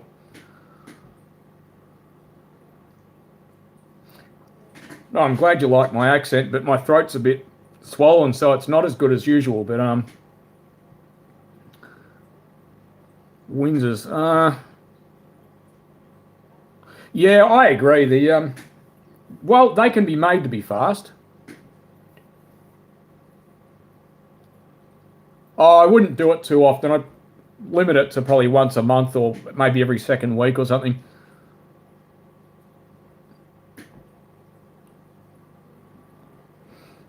I learnt to drive well, we went to DECA, which is in Shepparton, as a high school student, driving Series 3 AUs as brand new cars. They were manuals, so I'm starting to feel old now. Holy shit.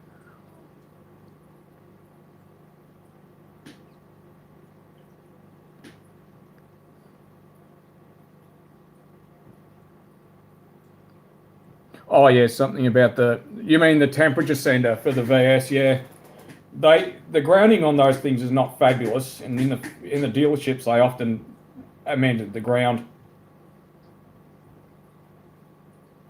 Just gonna have another drink.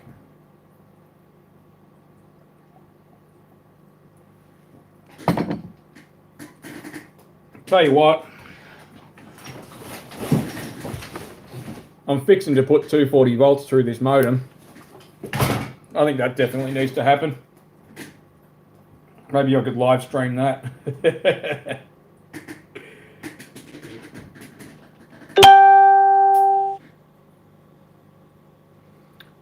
Car Wizard channel. Yeah, no, he's cool. I don't know about that other guy, Hoovy. He's just, I don't get the point of his channel. Hoovy seems to spend a lot of money on cars, but the Car Wizard, yeah, he's talented. He's good. Resto Dan, that's another one that I love watching. Oh my God, that guy's like, he'll just get a car that's stuffed, and he'll replace the whole boot floor and the whole bit. You can get aftermarket. Yeah, Tyler Hoover, he's really annoying. He's just a pain in the ass. You can get double row copper core Adrad brand, which is the OEM. You can get double row copper core radiators for a VS, and yes, they do make a difference. Hoovy did a review of this 1978 or something Cadillac, and they're really horrible cars. I mean, they're awful. I don't know. I mean, oh, Resto Dan, yeah, he's cool. He's really, really clever, Resto Dan. I love his dinosaur tow truck. He's just awesome. It's like a 30s or a 40s.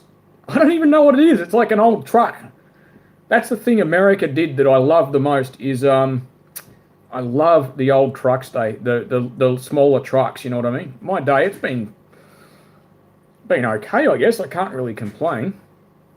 The dog's leaving me alone, which is good because I don't get 10 minutes apiece. Yeah, so how's your day been? I hope everyone's had a good day. 51 truck, yeah, that's the way. Yeah, they did it good in the 50s. It's where you notice how crap your haircut is when you actually... Oh, a Chevy, nice. I like how Hoovy pours money into resurrecting cars that are probably destined for the scrap heap. I don't really... People seem to get a hard-on for people that have big money and they go buying all these expensive cars. I mean, I have no interest whatsoever in owning a Lamborghini or a Ferrari. I think they're absolutely crap. I know they're very hard to work on and they're just, well, Ferrari are owned by Fiat. I mean, no offense to any of my Italian viewers, but Italians are not known to make good quality cars. They're not reliable, so... Lancers, they're okay, I suppose. Again, it depends what you want out of a car. I mean, I'm not really super massively into Mitsubishi cars. Okay, the Sigmas and stuff, yes, but not the later Mitsubishis were just not as good. You know, the early ones were great cars and they established their reputation, but Daniel 51 Chevy. I'll have to check that out as well. Yeah, the prime movers are awesome. I love trucks. I want one just to park on the front lawn. I mean, I don't care if it ever gets driven, but I'd start it up. I've actually got sitting in my mum's shed a 1930s Roseberry stationary engine. I'll have to get that out. Series 1 VT wagon for 450. Nice. They're a good car. The VTs are solid as a rock, and the parts are cheap. That's the only thing about Toyotas. The parts are not cheap. They're dear, even on aftermarket on eBay. But for Commodores, for now, they're cheap.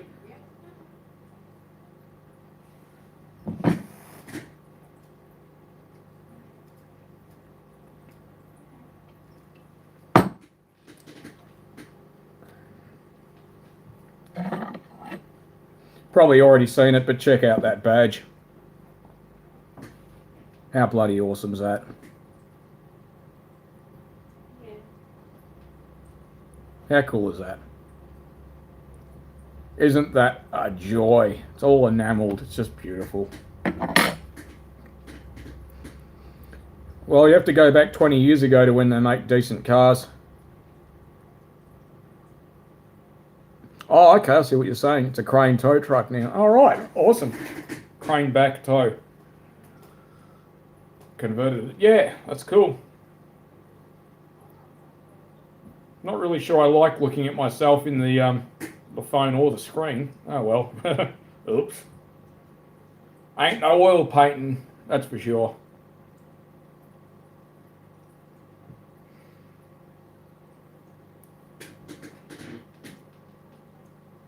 Oh, I'm glad you liked the spa. Yeah, no, that was, oh man, that was hard work. Mudding in that spa was, I mean, there's 12 bags of mortar under that, and that's 7.5 litres of mortar per bag, 20 kilos per bag. So there's a lot of material under there, but it's really well supported. I was really, really concerned that the mortar would pull away, but it didn't. So I must have done it right. I've never done it before, so.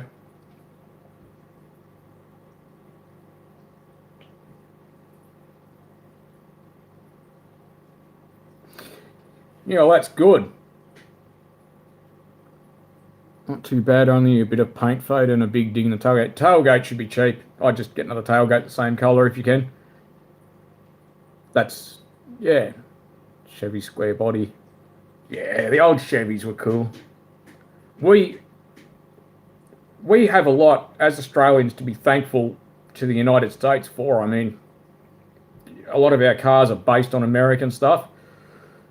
And also even fridges. Like, I've got 2 Australian designed and made fridges outside, but the compressors are still Kelvinator designed compressors, licensed by Kelvinator USA, you know, and made in Australia. So, yeah, we have a lot to thank America for, really. It's been a very, very good relationship.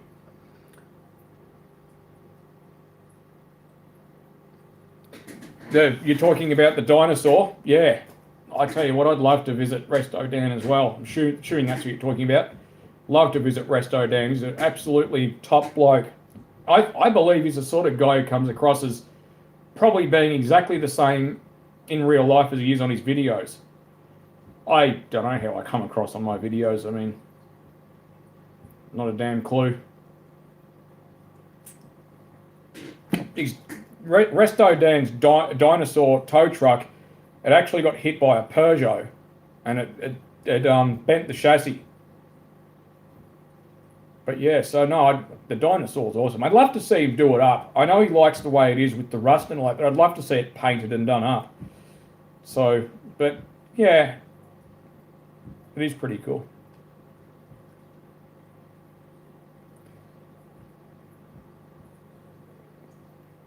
VZSS. Yeah, I probably would. They're a pretty good looking car.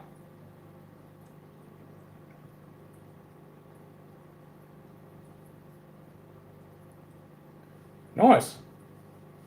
Chevy square body. Nice, that's the way. The VZs are not a bad car. I'm not honestly mad on the VE/VF. I really believe that they were softening Australians up for the Chinese made or whatever they were Commodores that we were having for a while, but I'm not sorry that they closed Holden. I really believe they just put it out of its misery. Good to have a beer with you two, mate. Cheers. Oh, I got it wrong way around. Cheers. Nothing like a beer with friends, eh? Isuzu make good trucks. Yeah, they do. They do. They make very good trucks. But yeah, they put Holden out of its misery, really. We'll never have Fords or Holdens here again that are made like the ones we love. I mean, the fact is that people stopped buying them, and, look, the thing is, these days people have small properties, and, that's the thing. They just screwed it over. I mean, we screwed it over. It's like Blunston boots, why they don't make them here. We didn't want to pay the extra money. Yeah, Isuzu, they make good trucks. For the front end of the VEs and VE versus the VF,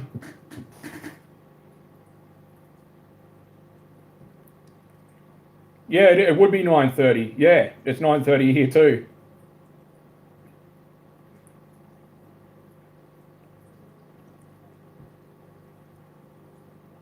Because Isuzu have chassis old Chevy. Yeah, it doesn't surprise me. The VFs I'm not overly mad on. They, like, if you could put I don't know, how do I put this? The VFs are kind of, they almost look like they're Korean, and no offense, it's just, yeah, I agree, yeah. But they don't need the space, people don't go as far, so, but it's sad because we had a good thing going for a long time. But not anymore, so.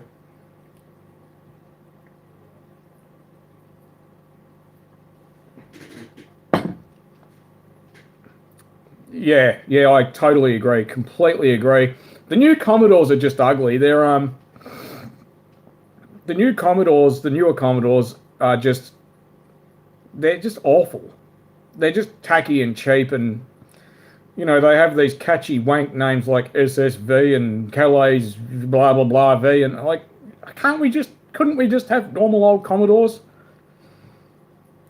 LS1, yeah, that'd be cool in a truck, I suppose. Oh, do they? Oh, really?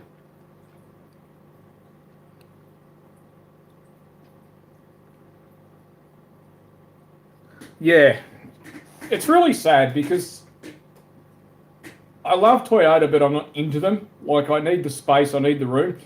I know I'm lanky and skinny, but I'm clumsy. Really clumsy, you know what I mean? VXR. Oh, yeah.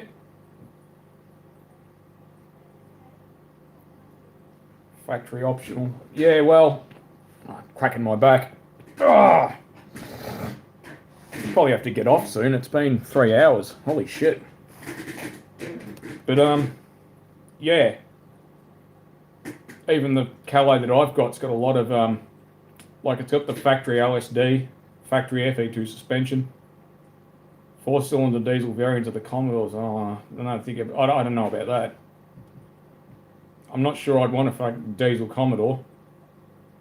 That's pushing it a bit.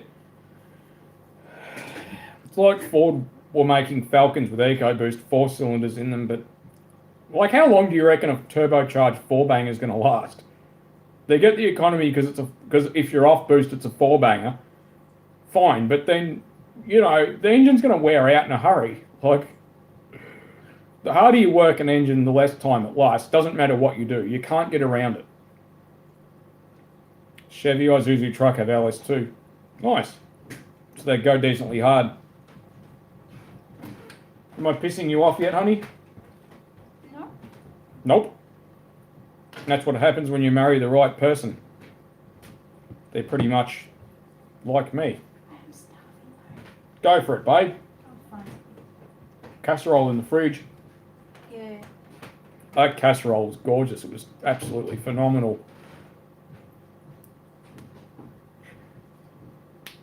Get an old, like a 70s truck or something. One with Armstrong steering and the whole bit.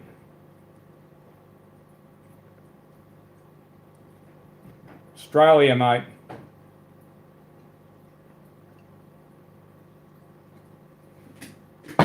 It's only 3 hours to have 2 beers.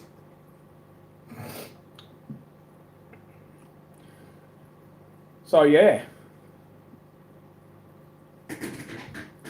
Yeah, I don't think I'd ever want a diesel Commodore. Bugger that. Diesels in trucks and four-wheel drives, yeah, but not a Commodore. Like, I don't know, you think Commodores are fast, right? If I wanted a diesel-powered vehicle, I'd buy, I don't know what I'd buy. Probably a Hilux. I'd probably do what my mate Gareth said. I'd get a Hilux, probably. I'd get a 1980s Hilux with, you know... Australia came out with Isuzu LS2 engine little truck. Oh, never seen one, but that sounds cool. Well, this Charger's certainly earning its keep. Is our mini orb okay out there? Or Yes, I'm going to move it before bed. Oh yeah, I've got a whole pallet load of mini orbs sitting out the front for the bathroom, so that's going to go around the spa, and it's shiny, zinc plated and shiny. So, but I've obviously got a lot to do because here's the GPO for the spa. It's not where it should be. So I am going to do that at some point very soon. I'm supposed to have been doing the pump tonight, but I dropped a bed frame off to some very good friends of ours for their daughter, and I didn't have any slats because the slats that I put on the bed were structural pine 35 by 90, and they've got slats already. I need to go there and cut them down actually, but which obviously isn't going to be tonight. But nevertheless, I found another piece of timber. That's what I'm trying to say. Found another piece of 35 by 90, so that's going to make the pump mount for the spa. No, I got too many cars already. Thanks anyway. I really appreciate the offer, but my wife will kill me if I bring home another car. As understanding and lovely as she is, she's nodding. So yeah, no, I can't. I'm sorry, I just can't. At the end of the day, it would, yeah. We don't have a gate that you can drive through to the backyard, so pretty much, yeah, we'd have to have them out the front, and the council would be pissed as well. We've got a lot of cars. Wowee, more cars than I've owned. Yes, I have owned a Datsun. I owned a Datsun Stanza, and in the end, I got more than I paid for it. I got about 4 times more than I paid for it because a guy from the Datsun Car Club was shocked how rust-free it is. So, yeah, it was a win-win. Datsun, they were they the luxury version of Nissan, or was it the other way around? But they were basically Nissan, a division of Nissan. That's what I'm trying to say. Yeah. You can put the tally on, honey. Go for it. You guys won't mind. I'm going to get off here soon, though, guys. I really have to get off. Get a piece, actually. And that's unfortunately something I cannot do while I'm live streaming. For I don't know what reason. Lucky I get away with only one dog walk, because normally I don't get away with one. Normally it's 2 or 3 or 4. So. careful, her ears are pricked. Oh, her ears are pricked. She's listening. That's fair enough. Go for it, man. Cars are awesome. You have to have an interest in something. What other non-car interest does everyone have? I'm going to start. I have an interest in watches, and my introduction was these Russian watches. So, one there. Another one here. This is the Red Star watch, the Commander. Of course, they don't work properly because they're old and they're being beaten up and stuff, but one day I've got every intention of doing stuff to them. Nice. RC cars and drones. That's the way. Nice.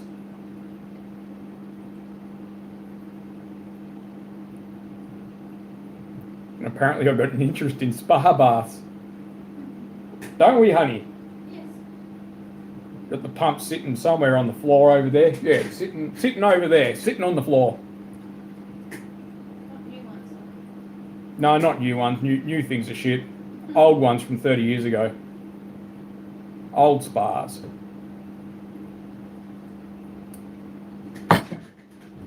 Tell you what.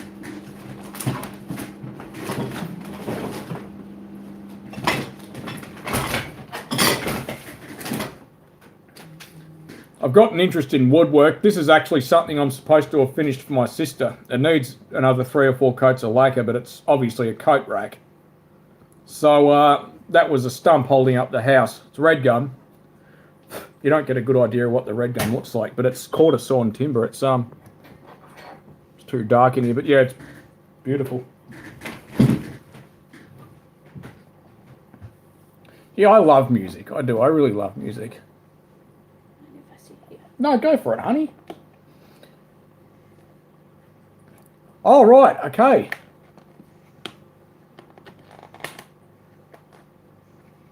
With my retro watches channel. Right, I'll have to check that out. Uh-oh.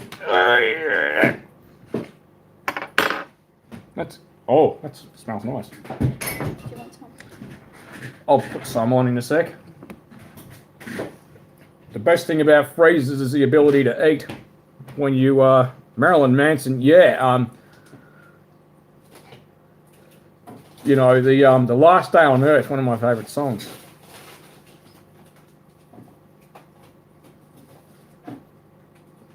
But yeah, the band, it is cool, yes, yeah. Awesome.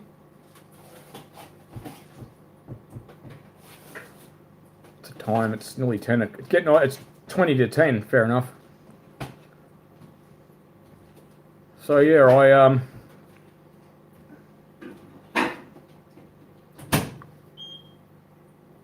Forerunner body. Yeah, I've never really had any experience with any of those things, but one day maybe. RC, yeah, I should have had an interest in RC cars, but I had real cars, so you put one in for me, did you, honey? Oh, thank you, baby. Homemade lasagna, mate, you can't beat it. Absolutely bloody superb. So I didn't actually mean to be on for so long, but there you go. It's okay. Surprised you guys are stuck around. Surprised the phone hasn't shit itself and gone flat. You'll have to bear with me for a minute though, because I do have to go down the hallway to visit a certain area of the house. So just excuse me.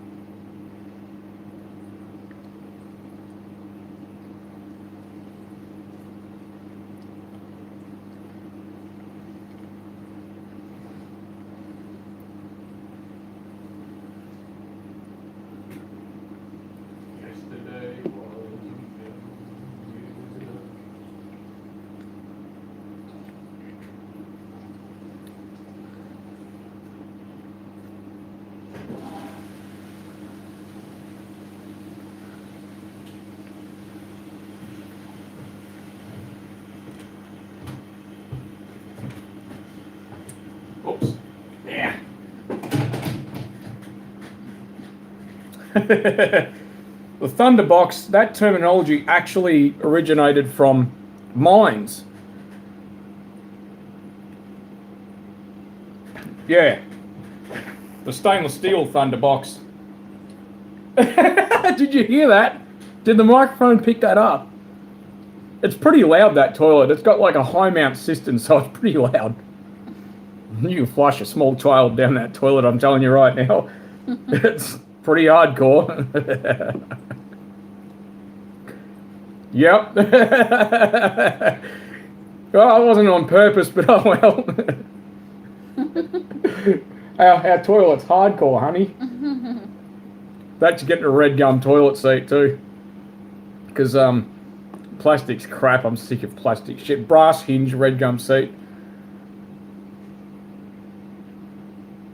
comedy sitcoms.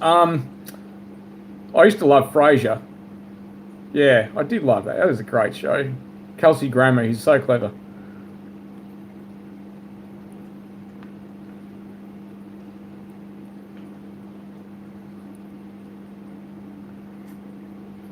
Happy Gilmore? Yeah, of course I have. Absolutely. Yeah, I've watched that.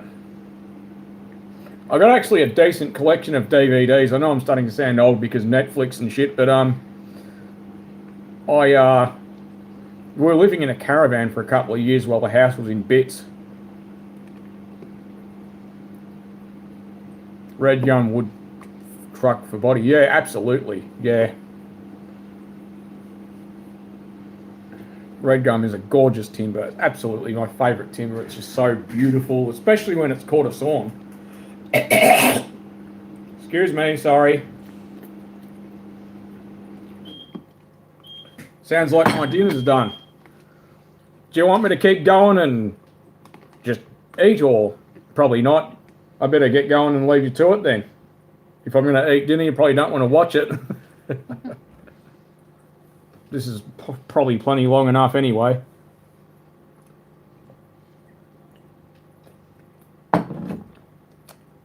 I think it's probably because you grow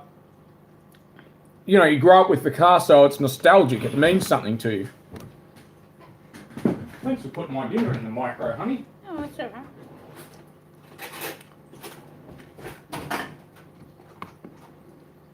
Oh yeah. Glad we put it in the what's the name. Not fussed, do whatever you want. Alright, whatever. I've never eaten in front of 14 people before, but oh well, it was the first time for everything. Wouldn't say it's probably altogether the best thing to watch, but well. The mention of the Weatherwall air conditioner. Not sure if you're still watching, but that, I think the question was upgrading the indoor fan motor. I personally wouldn't change the motor for a faster one, because the reason why is because you start messing with the refrigeration cycle. Because if, let's say you put in a much faster fan that moves a lot more air for the condenser, you start to screw the refrigeration cycle over, because if you have too much cooling ability for the condenser, the head pressure might be too low and you might not make as much liquid refrigerant. Red gum wood, yeah, table, oh absolutely. My sister's favourite timber in the world is red gum.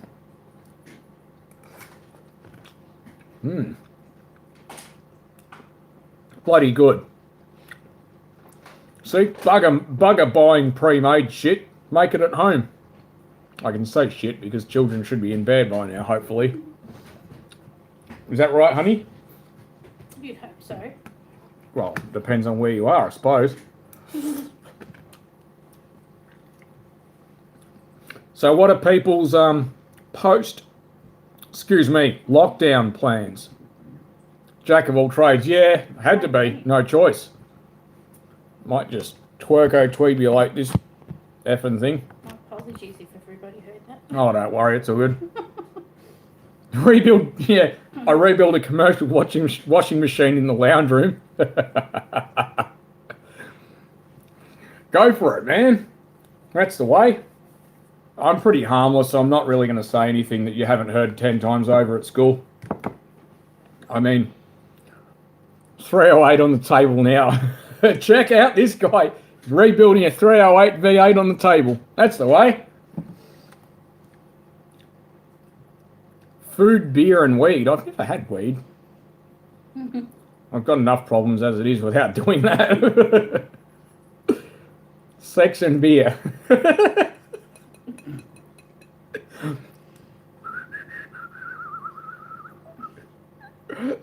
Don't know what you're talking about.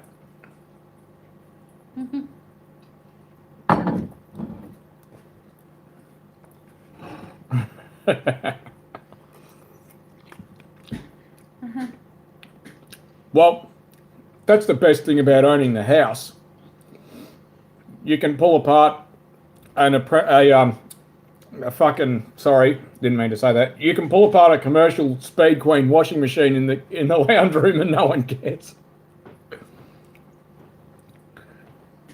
Yeah, that's something I'd love to do. I'd love to be a Sparky. Absolutely, I would love to. Any day of the week, I'd do it tomorrow. But, you know, I'm 35, it's too late probably. So, I mean, you know, the older you get, the opportunities dry up, unfortunately. So, yeah, if you're young and you're watching, and you know, do whatever you can. Your opportunities, they're going to dry up one day.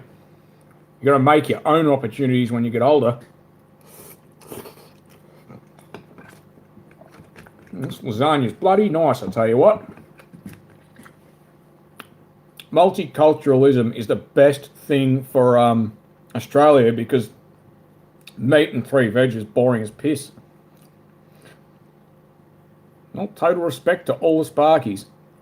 Yeah, but the trouble is you've got to get someone who's willing to give you a shot at an apprenticeship. And most, they put on school children that are just out of school because they pay them like $15 an hour as an apprentice. And if you're over 25, they've got to pay you more. So I'm a jack of all trades. I mean, I've got some trade qualifications, but I'm not a qualified mechanic. But I do have trade qualifications as a mechanic. You know what I mean? I didn't have enough interest to actually keep doing it. I mean, mechanics get $29 an hour, so just don't need to. You know what I mean?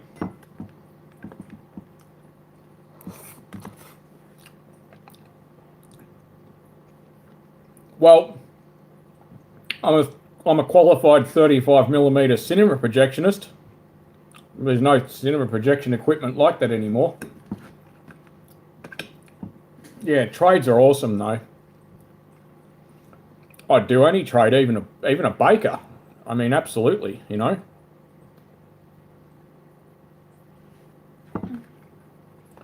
But yeah, like I said, things dry up as you get older. They stop giving you. Yeah, that's the way. Self-taught. Yeah, well, you got to do what you got to do. Being a machinist is handy, but diesel mechanic, no, thank you. Don't work on trucks, bugger that. Really good. I'd love to have gone into cooking. I'd love to be a chef, actually, but as I said, it's too late. I'm 35. Like, you know, you got to get into that when you're 20. So, it's just too late, unfortunately. I know I sound like I'm 100 years old, but it's not like it was 20, 30 years ago where you could just walk into a job. These days, it's different. You know, basically, yeah, Holden, yeah, it's inevitable it will go up, absolutely. Well, country Victoria, there's not as many opportunities anyway. Yeah, you can get recognised prior learning, though. Old bedroom, my machining room, that's the way. Yeah, hell yeah. Very nice. The cooking, I do have a big passion in cooking, believe it or not. I actually really enjoy creating food. I mean, as you might notice, the Kenwood chef on the bench over there. Yeah, that's what that is, a Kenwood chef mixer. At the moment, Windows 10. It's not bad. I've had to be forced into the how easy is doing electrical stuff on cars. It's not hard, it depends what you mean. If you understand the theory, then, well, you're home and hosed. I mean, you have to have a good... What you need is a good grounding, a good grounding in the theory so that if you understand what's supposed to happen, why and when and all that, you don't need a diagnostic code reader to figure out the problem.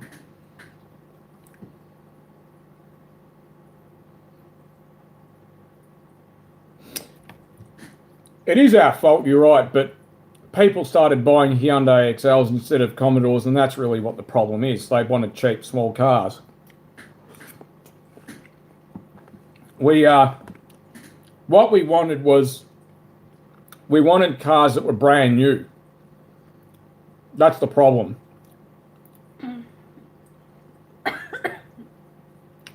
Wow. Holy shit. That's cool. Jaguar in his lounge room. Nice. Crocam manager. Oh yeah. I've never actually owned any Crocam stuff, but a majority of what they do is off the shelf, and I'm not really an off the shelf kind of guy, because the camshaft grind is done after you decide, well, the cylinder head should be first, but you should also have decided what compression ratio you want, what power you want, what you're expecting out of the car, and then you flow bench the cylinder head, then work the cam grind is done around all of that. Yeah, the 202s are slow, I have to admit. They're cool. They're cool. What they are is cool. Yeah, I've never ever done any CNC machining, only just manual machining.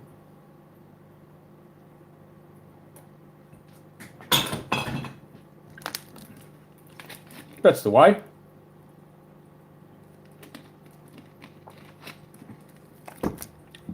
So what's everyone got planned for tomorrow?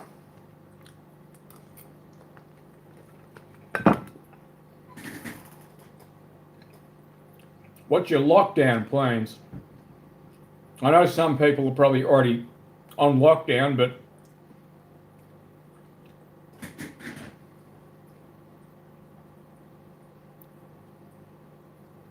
yeah, they do want the best cars for the lowest price, but you get what you pay for, you know, at the end of the day.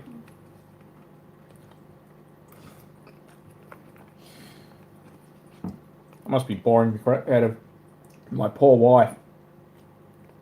No, not at all. Four-wheel lighting, yeah, hell yeah. Calais style. Yeah, it's worth it, absolutely.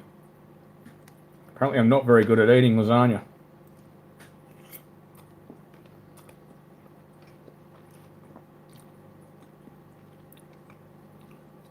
Oh yeah, sleep in. Yeah, absolutely. So you're machining valves tomorrow, nice. That's the way. I haven't machined a valve for a long time. I think trade school was the last time. Oops, I completely hooper-duped that.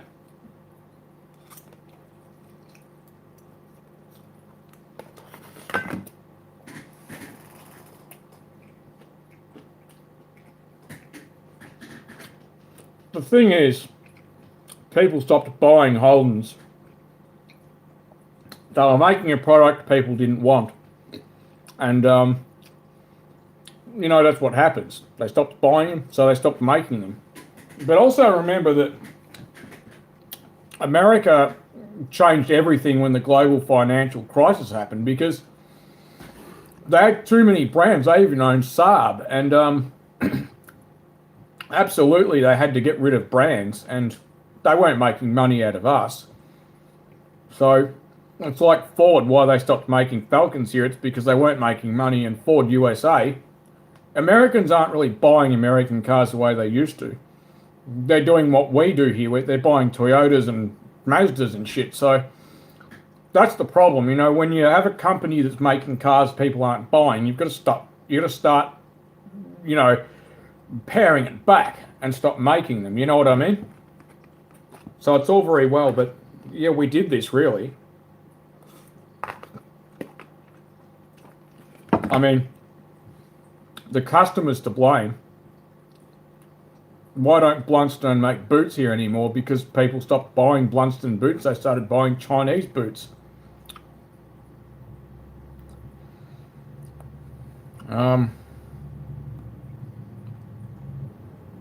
Nice, that's the way. Do work on your VT. Absolutely, you can't get much more Aussie than that, can you? I'm going to leave you guys probably in about 5 minutes, if that's okay. I have things I need to do before bedtime, so Plus, my jaw joint is getting really sore. It's been sore all day, so nothing personal against anyone here. But I wish everybody a good lockdown day. I mean, stay safe at the end of the day. If you don't need to go out, don't go out.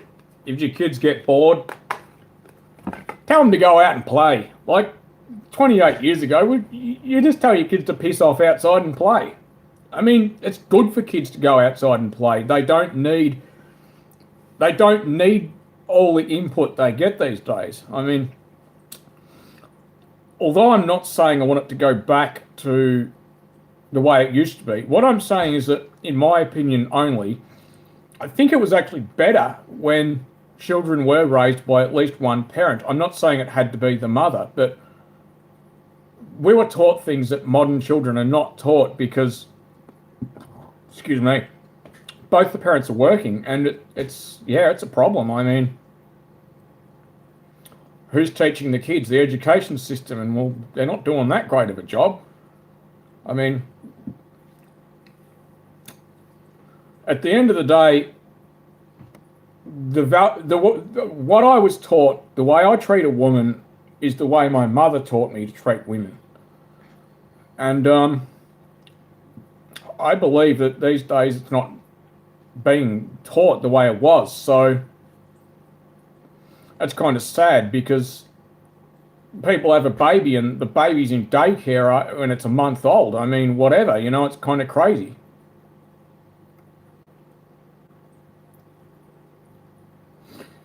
Yeah, well, our parents teach us a lot, so.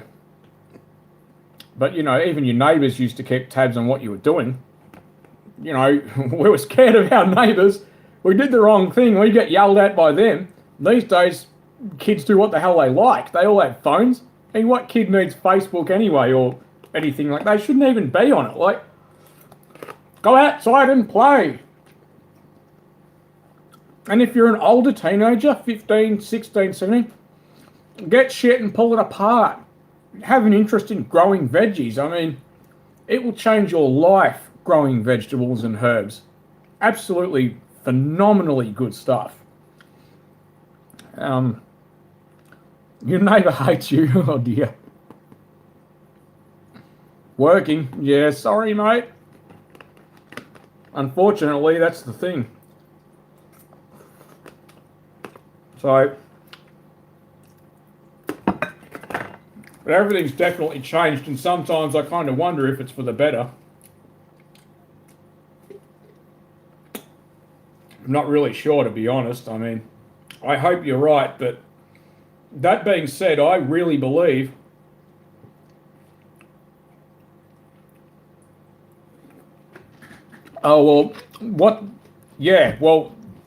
there's the sofa parents, on phones and stuff, and their kids are raising themselves. No, the coppers never. No, they couldn't catch a cold. No, sorry. Yeah, no, the cops never caught them. No, I don't know who did that. But apparently the wheels on that thing are actually worth something. So, yeah, sadly enough, they never caught them. So,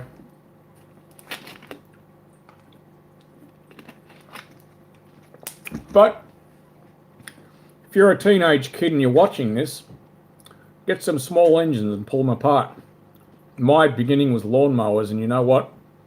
Everything you need to know about car engines, how they work, a lawnmower engine works the same way. So some parents just shove an iPad in front of their kid and hope for the best. Yeah, and that's exactly what I'm saying, We have an unprecedented amount of information that we have access to. We have access to more information than anybody ever in the history of mankind, ever. We don't need to rely on cave paintings or whatever, and people still just prefer to watch funny cat videos or go on Facebook. I mean, read stuff, learn. I mean, be curious. Einstein was famous for saying, I am no more intelligent than anybody else, only passionately curious, which he was. He was a curious guy. And, Billy Bob, right, yeah. Okay. Now, not resembling me as a start. Looks like it's dog walking time, so I'm going to have to love y'all and leave you, but yeah, so just let me show you for a second. How do I do this? Whoa. Sling blade, yeah, that sounds about right. Yeah, small engines are great. Start playing small engines. Absolutely. You know what, mate? I tell you what. When things turn to shit, right? And this coronavirus, it's not a one-off. This is going to happen more and more often because the world's overpopulated, more people in less space, right? People that are practical, that can do things, are the ones that are going to win at the end of the day. I mean, the car my wife drives is $100. Now, admittedly, there's probably $1,000 worth of stuff being done to it, but that's cheap. That's not even $2,000 for a car that's reliable as frigs. So there's a lot of reasons to be practical.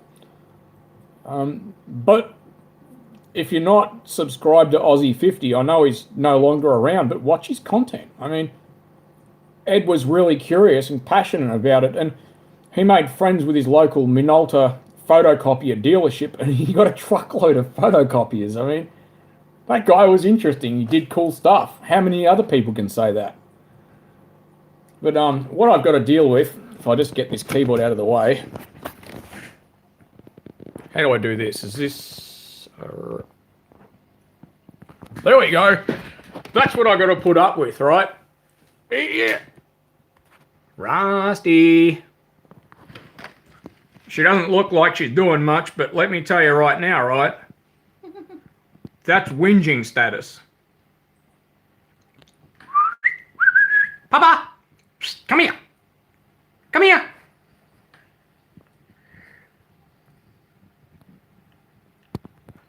Coronas were pretty awesome too. Rust, come here. Oh, you licked out the container. Good job. Say hi, Rusty. Honey. Papa. Stopped. Ah. I don't know why it keeps doing that. There we go. Rusty, hello, honey. What do you reckon for that dog being 15?